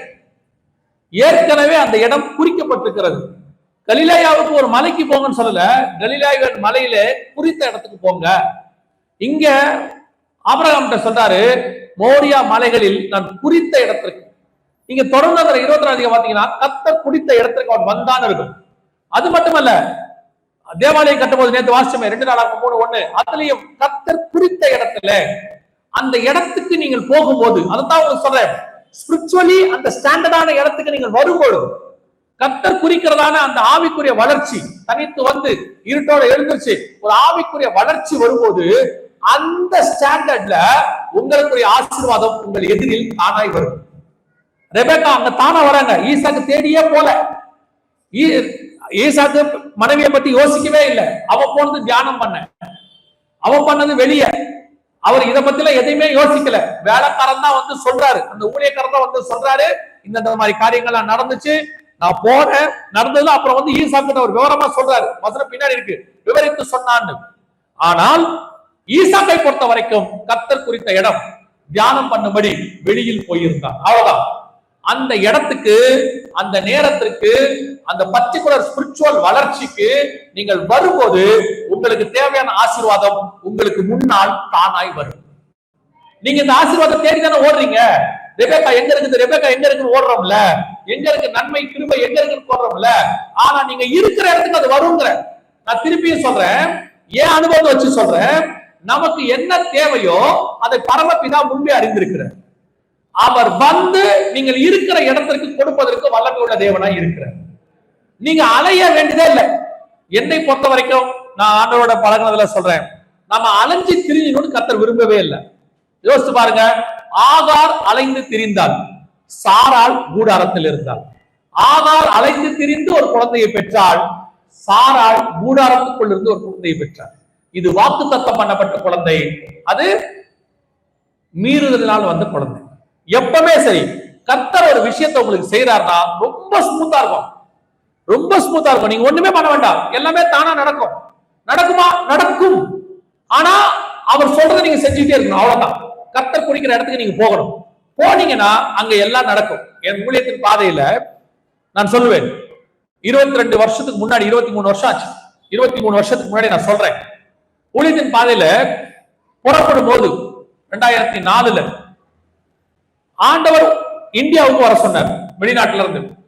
அப்ப எல்லாரும் சொன்னாங்க இங்க இருந்தே மினிஸ்ட்ரி பண்ணலான்னு எனக்கும் தோணுச்சு. ஆனா கர்த்தர் சொன்னாரு நீ இந்தியாவுக்கு போகணும் அப்படின்னு சொன்னார். சோ இந்தியாவுக்கு வந்தாச்சு. அதே மாதிரி ஆண்டவர் 11 மாசம் காத்திருக்க சொன்னார். 11 மாசம் நான் காத்திருந்தேன். ஒரு ஊழியம் கிடையாது. எல்லாரும் பேச ஆரம்பிச்சுட்டாங்க, இவனுக்கு ஊழியம் இல்ல, சும்மா கதை விடுறான், பொய் சொல்றான், ஆண்டவர் இப்படி சொல்ற எப்படி விடுவாரு. ஆனா ஜெபம் பண்ணிட்டு இருக்கிற, கர்த்தர் சொல்றாரு நீ பொறுமையாரு பொறுமையாருங்கிறார். 11 மாசம் நான் ஒண்ணுமே செய்யல, ஜெபம் பண்ணிட்டு இருந்தேன், கர்த்தர் சொல்றதை மட்டும் கேட்டுட்டே இருந்தேன். ஒரு நாள் ஆண்டவரே ஒருத்தர் பார்க்க என்ன கூட்டிட்டு போனார். நான் வேற ஒருத்தரை பார்க்க போறேன், வழியில ஒருத்தர் என்ன பாக்குறாரு. இது என் லைஃப்ல நடந்தது. வழியில ஒருத்தரை பாக்குறேன், அவர் கேட்கிறாரு, தம்பி என்னப்பா பண்ற? ஒண்ணும் பண்ணலனே, மினிஸ்ட்ரிக்கு வந்தேன், இப்ப ஜெபம் பண்ணிட்டு இருக்கிறேன். அப்படியா, வாயா நம்ம 2 பேரும் ஜெபம் பண்ணுவோம் அப்படின்னு என்ன ஒரு இடத்துக்கு கூட்டு போறாரு பிரேயருக்கு. நாங்க 2 பேரும் 3 நாள் சேர்ந்து ஜெபம் பண்றோம். அந்த இடத்துக்கு ஒருத்தர் வராரு. ஆண்டவருடைய ஸ்கிரீன் பிளே பாருங்க, எப்படி நடத்துறாரு பாருங்க ப்ரோக்ராம். அந்த இடத்துக்கு ஒருத்தர் வராரு, அவரும் எங்க கூட பிரேயர்ல கலந்துக்கிறார். அவரும் 3 நாள் இருக்கிறார். அவர் 3 நாள் என்கிட்ட எதுவுமே பேசவே இல்லை. 3ஆவது நாள்ல பிரேயருக்கு நடுவுல ஒரு டீ குடிக்கும் போது கேட்கிறாரு, என்ன பண்றீங்க? இந்த மாதிரி ஆண்டவர் ஊழியத்துக்கு வர சொன்னாரு, வந்து 10 மாசம் ஆச்சு, இப்போ ஒரு பிரேயருக்கு இங்க வந்திருக்கிறோம் அப்படியாட்டு அவர் போயிட்டாரு. அவர் போய் அவங்க ஃப்ரெண்டு கிட்ட சொல்றாரு. அந்த ஃப்ரெண்டு என்ன கூப்பிடுறாரு, நீங்க ஏதோ செகண்ட் கமிங் பத்தி மினிஸ்ட்ரி பண்றீங்க வந்திருக்கிறீங்கன்னு சொன்னாங்க, அது என்னன்னு எங்க வீட்டுல வந்து எங்களுக்கு சொல்ல முடியுமா எங்க வீட்டுல அப்படின்னு. வந்து சொல்றேனே, சும்மா தானே இருக்கிறோம், வந்து சொல்றேனேன்னு சொல்றேன். ஆண்டவர் அனுப்புறாரு. அது வீட்டு கூட்டம் 4 பேர் தான் இருப்பாங்க, அதெல்லாம் தெரியாது. போனா 10 பேர் இருந்தாங்க. அவரு, அவர் மனைவி, 2 பிள்ளைகள், தம்பி, அவங்க மனைவி, 2 பிள்ளைகள், வேலை செய்யற 2 பேர், எல்லாம் ஒரு 10 பேர் இருக்காங்க. எங்களுக்கு பேசுங்க, 2ஆம் வருகை பத்தி என்னன்னு சொல்லுங்க அப்படிங்கிறார். நம்ம என்ன யோசிக்கணும், நான் யாரு, வெளிநாட்டுல இருந்து வேலையை விட்டு வந்திருக்கிறேன், உங்க வீட்டுல வந்து பேசுறதுக்கு ஆண்டவர் கூப்பிட்டாரு? அதெல்லாம் இல்ல, ஆண்டவர் சொல்றாரு இங்க பேசுன்னு. எனக்கு ஆண்டவர் சொல்லி கொடுத்தாரு ஒரு காரியம், என்ன தெரியுமா? எவ்வளவு பெரிய வீட்டுக்கும் சாவி சின்னதான். வீடு எவ்வளவு பெருசாவனா இருக்கட்டும், சாவி எப்படி இருக்கும்? அந்த வீடு அளவு இருக்காது, சாவி எப்படி இருக்கும்? அந்த டோரை ஓபன் பண்ற சாவி சின்னதான். பெரிய ஆசீர்வாதத்துக்கு சின்ன வழியை கத்தர வச்சிருப்பார். அதுல ஏறினீங்கன்னா பெரிய ஆசீர்வாதம் கிடைக்கும். அவங்க வீட்டுக்கு போக சொன்னார், போனேன். அவங்க 1 மணி நேரம் பேச சொன்னாங்க, 1.5 மணி நேரம் டைம் கொடுத்தாங்க, பேசியாச்சு, முடிச்சாச்சு, வீட்டுக்கு வந்தாச்சு. மறுநாள் அவங்க சர்ச்சில இருந்து போன் வருது, நீங்க பாஸ்டர் சொல்றாரு பேசுனீங்களா, ரொம்ப நல்லா இருந்துச்சு, எங்க சபையில ஒரு 2 நாள் பேசுவீங்களா? சரி, ஓகே. அங்க போறோம். அந்த சர்ச்சில் மீட்டிங் நடக்குது. அந்த மீட்டிங்க்கு வந்த பாஸ்டர்ஸ் 2 மீட்டிங் புக் பண்றாங்க. அங்க ஆரம்பிச்ச ஊழியம் இங்க வரைக்கும் வந்து நிக்குது. இது வரைக்கும் யாரையும் கேட்டதும் இல்ல, யாருகிட்ட போய் சொன்னதும் இல்ல, நான் ஊழியம் கொடுங்கன்னு கேட்டது இல்ல, நான் சும்மா தான் இருக்கிற வரட்டுமான்னு கேட்கவே இல்ல. இந்த நிமிஷம் வரைக்கும் 23 வருஷம் கர்த்தர் நடத்தி இருக்கிறார். இதைத்தான் சொல்றேன், கர்த்தர் குறித்த இடத்துக்கு போய் நீங்க உட்கார்ந்துட்டீங்கன்னா அவர் உங்களை கொண்டு போவதற்கு வல்லமை உள்ளவராக இருக்கிறார். அது நடக்கும், தானா நடக்கும். எனக்கு ஆண்டவர் சொல்லி கொடுத்ததான், ட்ரெயின்ல ஏறி உட்காந்துரு கரெக்ட் டைமுக்கு. நீ சாப்பிடுறத சாப்பிடல வேற விஷயம், ட்ரெயின்ல ஏறி உட்காந்துரு. அதுக்கப்புறம் ட்ரெயின் அந்தந்த ஸ்டேஷனுக்கு கரெக்டா போகும். உனக்கு தேவையானது அந்தந்த ஸ்டேஷன்ல வரும். நீ சாப்பிட்டுக்கலாம், தண்ணி குடிச்சுக்கலாம், தூங்கிக்கலாம், கரெக்ட் டெஸ்டினேஷன் போய் இறங்கிடுவீங்க. ஒருவேளை நீங்க 1 மணி நேரம் லேட்டா விட்டுட்டு உங்க ட்ரெயினை விட்டுட்டு அடுத்த ட்ரெயின்ல ஏறினீங்கன்னா எல்லா ஸ்டேஷனும் லேட்டு தான். 1 hour லேட். டெஸ்டினேஷன் போவீங்க, லேட்டா போவீங்க, அவ்வளவுதான். ஆனா நீங்க கரெக்ட் டைம் ஏறி உட்காந்துட்டீங்கன்னா நிம்மதியா தூங்கலாம். டெஸ்டினேஷன் வந்து எழுப்புவாங்க. இன்னைக்கு இதுதான் நீங்கள் செய்ய வேண்டிய மிக முக்கியமானது. ஆண்டவர் குறிக்கிற இடத்துக்கு போங்க, ஆண்டவர் சொல்ற இடத்துக்கு காத்துருங்க, காலை தோறும் கர்த்தருடைய சமூகத்துல வெயிட் பண்ணுங்க, தண்டித்திருங்க. கொண்டு வர வேண்டிய ரெபெக்காளை கர்த்தர் கொண்டு வருவார். கொண்டு வர வேண்டிய ஆசீர்வாதம். ரெபெக்கா யாரு? மனைவி. மனைவி குறித்து வேதம் என்ன சொல்லுது? வாசிங்க. நீதிமொழிகளின் புஸ்தகம் 18ஆம் அதிகாரம் 22வது வசனம் வாசி. நல்ல சவுண்டா, கொஞ்சம் கஷ்டமா தான் இருக்கும், இருந்தாலும் பரவாயில்ல, வாசிங்க. ஆமேன் சொல்லுங்க பாப்போம். எத்தனை பேர் ஆமேன் சொல்றீங்க? பாதி ஆமேன் கீழே போயிடுச்சு. ஃபர்ஸ்ட் ஆமேன் வந்துச்சு, எத்தனை பேர் ஆமேன் சொல்றீங்கன்னா கவனிங்க. நான் சொல்லுவேன், மனைவி கண்டடைகிறவன் நன்மையை கண்டடைகிறேன்.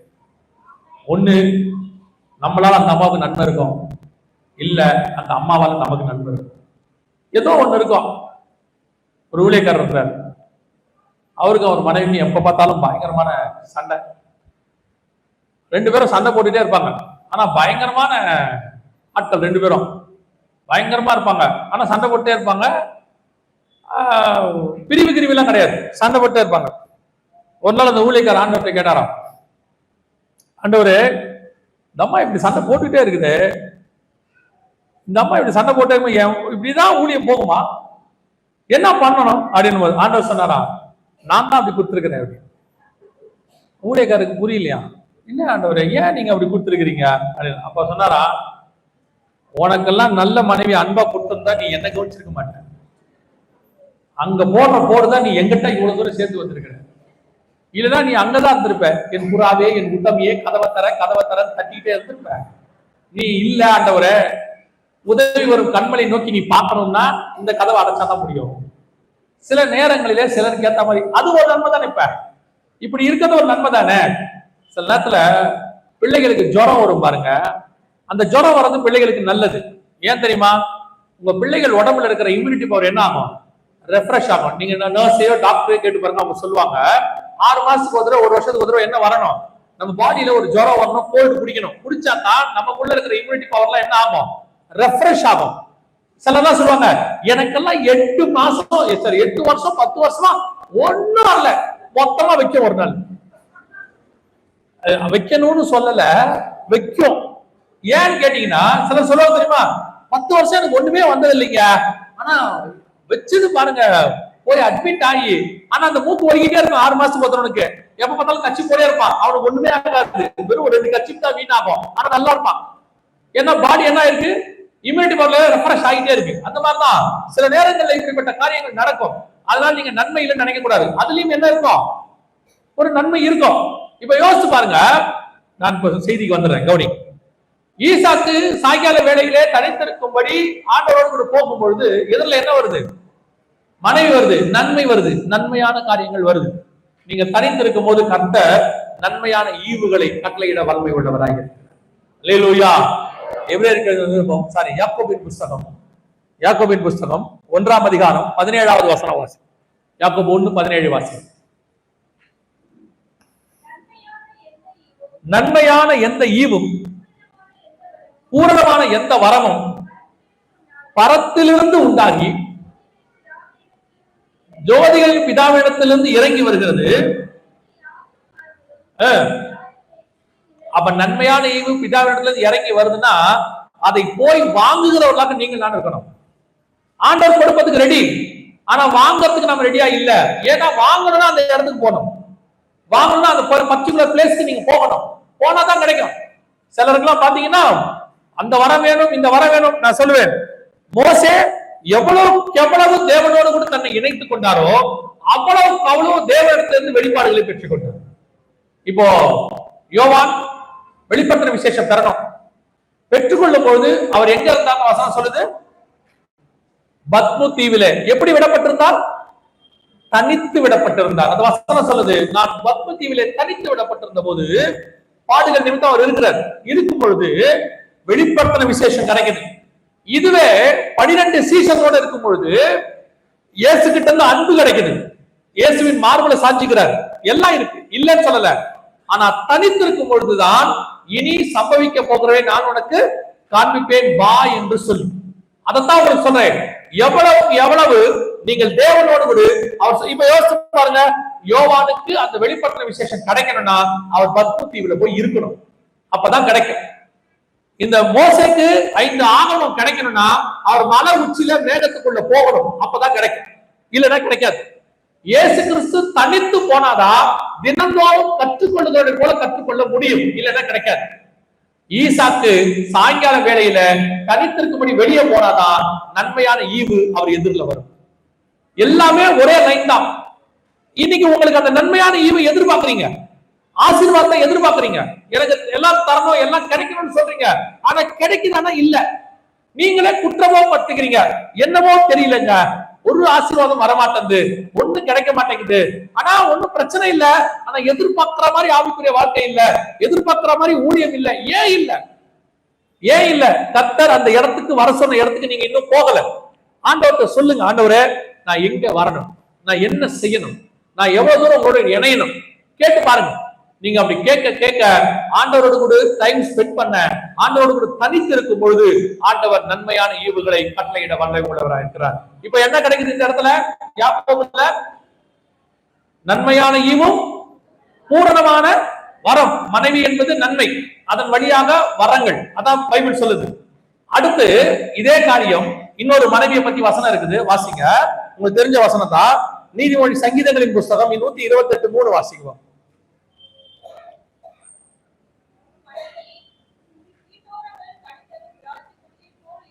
உன் மனைவி உன் வீட்டோரங்களில் கனி தரும் திராட்சை கொடியை போல இருக்கும். அடுத்து என்ன கிடைக்குது? கனி கிடைக்குது.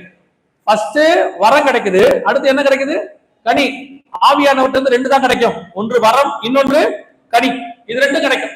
இது 2 உங்களுக்கு வேணும்னா மனைவி அடையாளமா வச்சு கர்த்தர் சொல்றாரு, நீ காத்திருக்க வேண்டிய இடத்துக்கு போகும் பொழுது உன் எதிரில நன்மையான ஈவும் பூரணமான வருமம் கனியும் எல்லாம் கிடைக்கும்.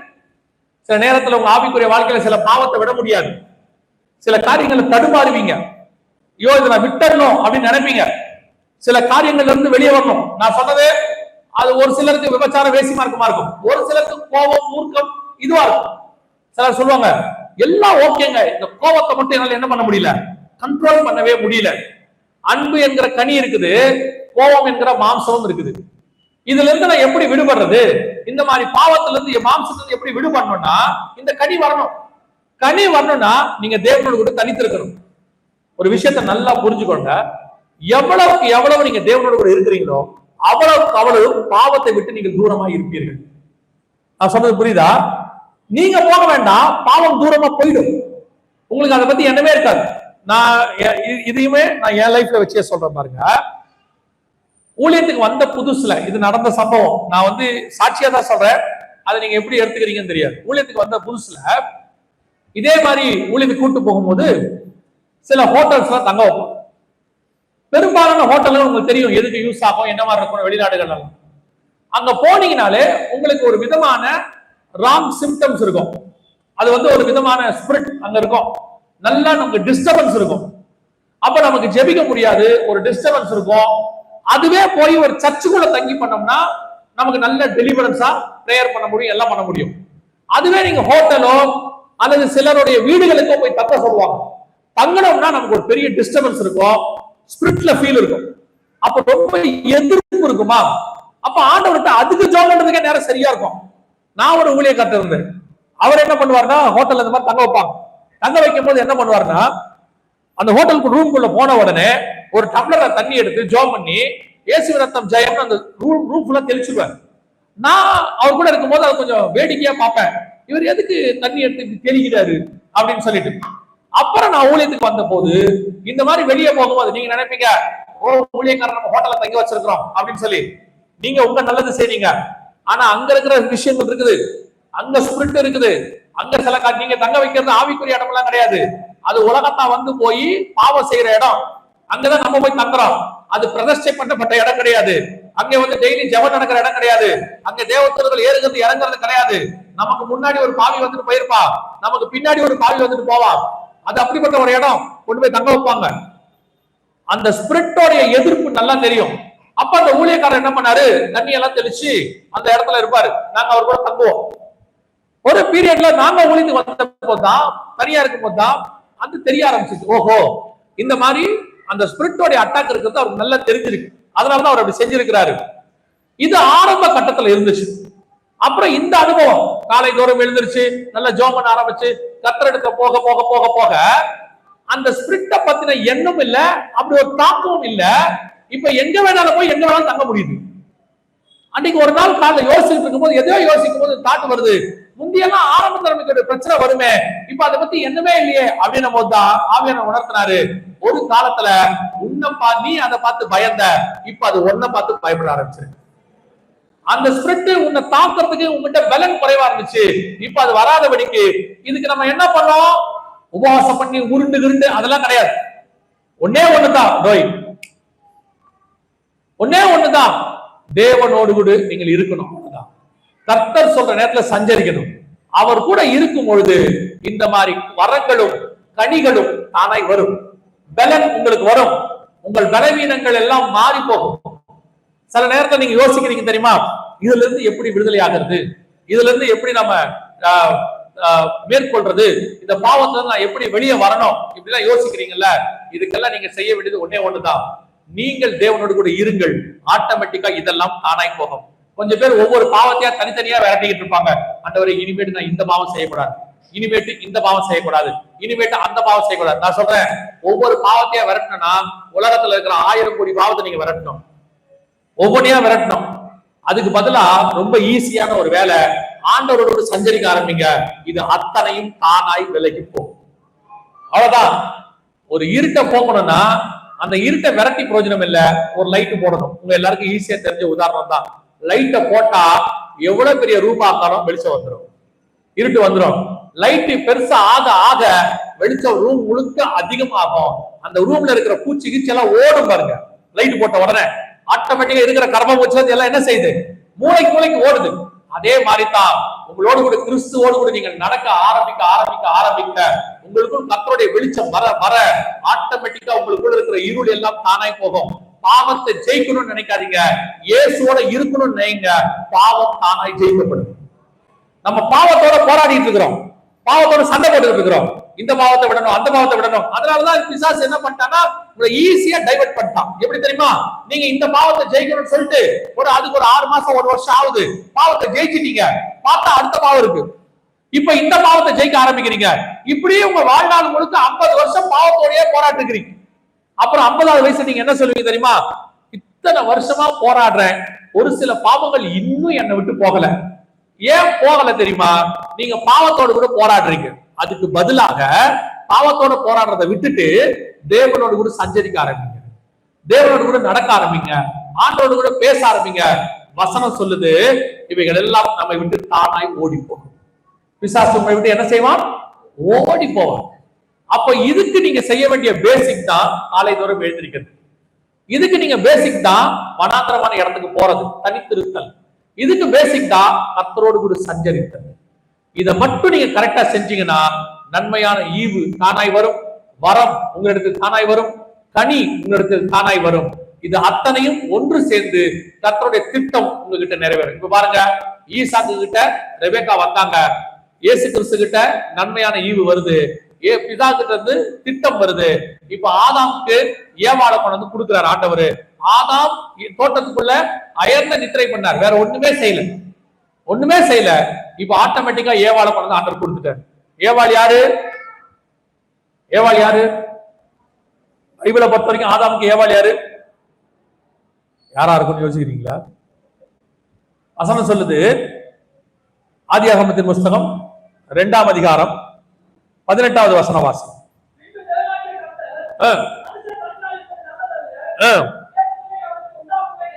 ஏற்ற துணையை அவனுக்கு உண்டாக்குவேன் என்றார். அதோட அர்த்தம் என்ன தெரியுமா? இங்கிலீஷ்ல என்ன தெரியுமா? ஏற்ற துணைனா ஆண்டவர் என்ன சொல்றாரா, அவனுக்கு ஹெல்ப்பரை கொடுப்பேன்னு இருக்கு. இங்கிலீஷ்ல என்ன இருக்குது? ஹெல்ப்பர், கம்பானியன் இருக்கு. உங்களோடு கூட இணையக்கூடியதான அந்த கம்பானியனுக்கு பேர் தான் ஏற்ற துணை. இந்த இடத்துல நீங்க இருக்கும்போது ஆனாய் உங்க ஹெல்ப்பர் வருவார். புதிய ஏற்பாட்டுல ஹெல்ப்பர் யார் தெரியுமா? புதிய ஏற்பாட்டுல ஹெல்ப்பர் யோவான் 16ஆம் அதிகாரத்துல இருக்கு இல்லையா, நான் போய் உங்களுக்கு ஒரு தேற்றரவாளனை அனுப்புவேன்னு. அதுக்கு இங்கிலீஷ்ல ஹெல்ப்பர் இருக்கு யோவான் 16ல. அப்போ நீங்கள் இந்த சரியான இடத்தில் ஜெபம் பண்ணும் போது ஆவியானவர் உங்களுக்கு ஹெல்ப் பண்ண வந்துருவாரு. எல்லா விதமான ஆசீர்வாதங்கள் வரும். இந்த வரம் ஆவியானவரது, இந்த கனி ஆவியானவரது, இந்த ஜெயம் ஆவியானவரது. அவர் வருவார், உங்களுக்கு வரங்களை தருவார், கனிகளை தருவார், நன்மையான ஈவுகளை கட்டளையிடுவார், உங்களுக்கு தேவையான ஹெல்ப் எல்லாத்தையும் செய்வார். அதுக்கு நீங்க செய்ய வேண்டியது ஒண்ணுதான், காலை தோறும் எழுந்திருக்கணும், கர்த்தர் சொல்றபடி தனித்து இருக்கணும், கர்த்தர் சொல்ற இடத்துல காத்திருக்கணும். இதை மட்டும் ரெகுலரா பேசிக் சின்ன ஃபார்முலா பாருங்க, ஒரு சின்ன ஃபார்முலா தான். இந்த ஃபார்முலாக்கு முன்னாடி எவ்வளவு பெரிய விஷயம் இருக்கு பாருங்க. இதை நீங்க செஞ்சு பாருங்க. நீங்க உலகத்தில் இருக்கிற எந்த பரிசுத்தவான்கள், கர்த்தரால் பயன்படுத்தப்பட்ட எல்லா பரிசுத்தவான்கள், வல்லமையாய் பயன்படுத்தப்பட்ட எல்லா பரிசுத்தவான்களுடைய சாட்சியை கேட்டு பாருங்க. அவங்க சாட்சியில ஒரு லைன் கண்டிப்பா இருக்கும், காலை ஜெபம் கண்டிப்பாக இருக்கும், அதிகாலை ஜெபம் கண்டிப்பாக இருக்கும், இருட்டோட எழுந்திருச்சு தேவ சமூகத்துல காத்திருத்தல். இந்த செய்தியை நான் சொல்லிட்டு முடிக்கிறேன். இந்த செய்தியை இன்னைக்கு காலையில இருட்டோட எழுந்திருச்சு ஜெபம் பண்ணும் போது கர்த்தர் கொடுத்தது. ஆண்டவர் இந்த வசனங்கள் எல்லாம் அடுத்து கொடுத்து, இது ஆண்டவர் இன்னைக்கு காலையில உங்களுக்கு பேச சொன்னதான செய்தி. அப்போ உங்க சபையில ஆண்டவர் ஏதோ ஒரு காரியத்தை எதிர்பார்க்கிறார். ஒரு சிலரை கர்த்தர் எழுப்ப விரும்புகிறார்.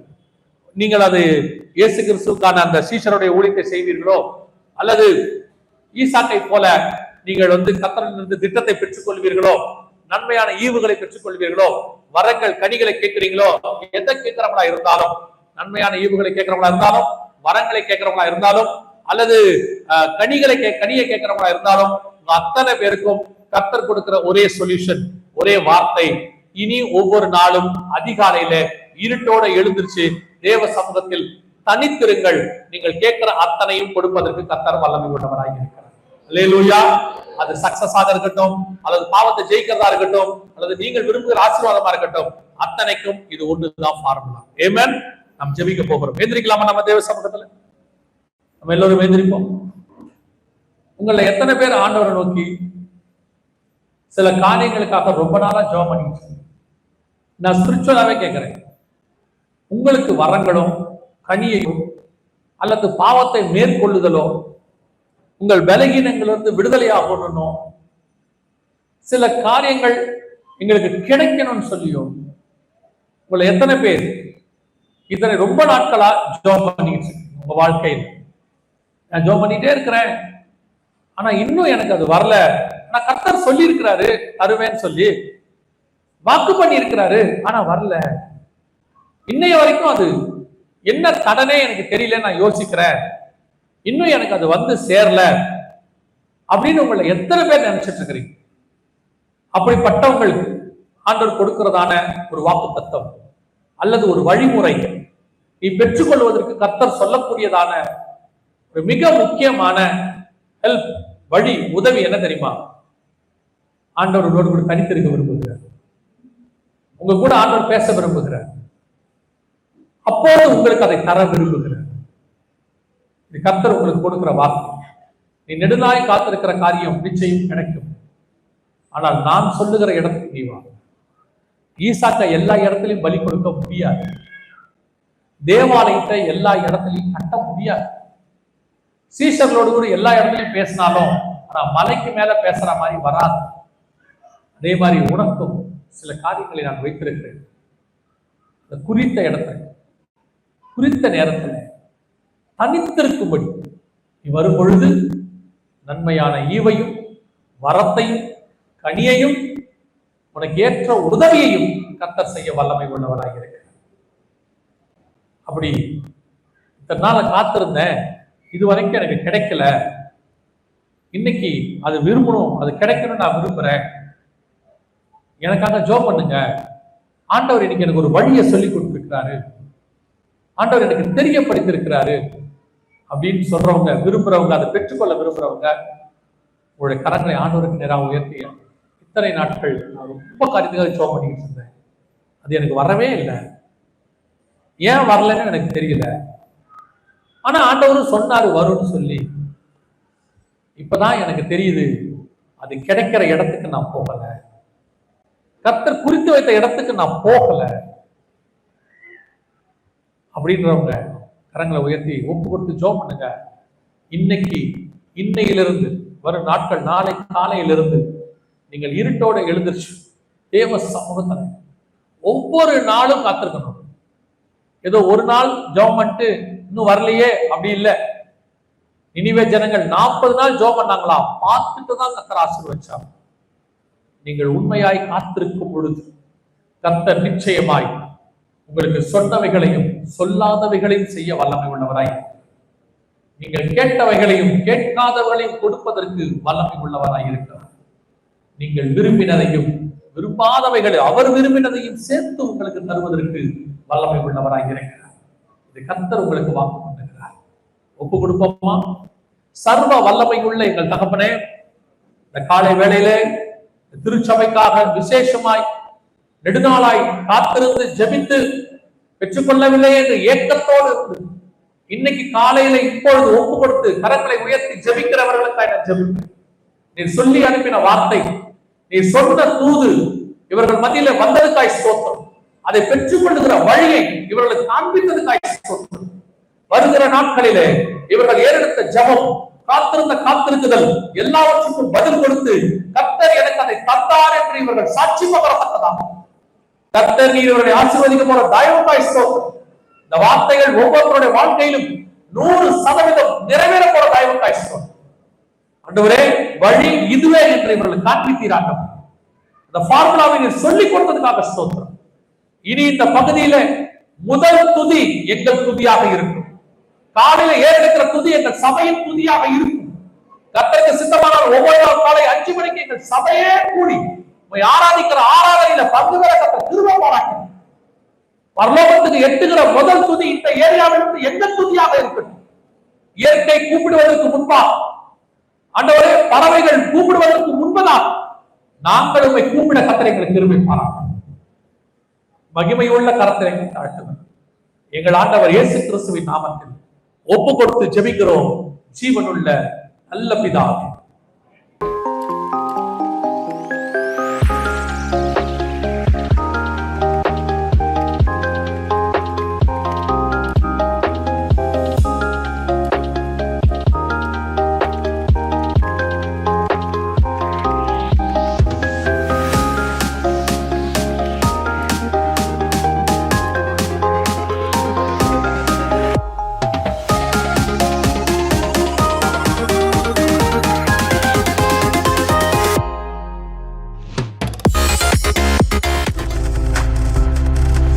நீங்கள் பார்த்து கொண்டிருப்பது உங்கள் ஜாய் டிவி. உங்கள் துக்கம் சந்தோஷமாய் மாறும்.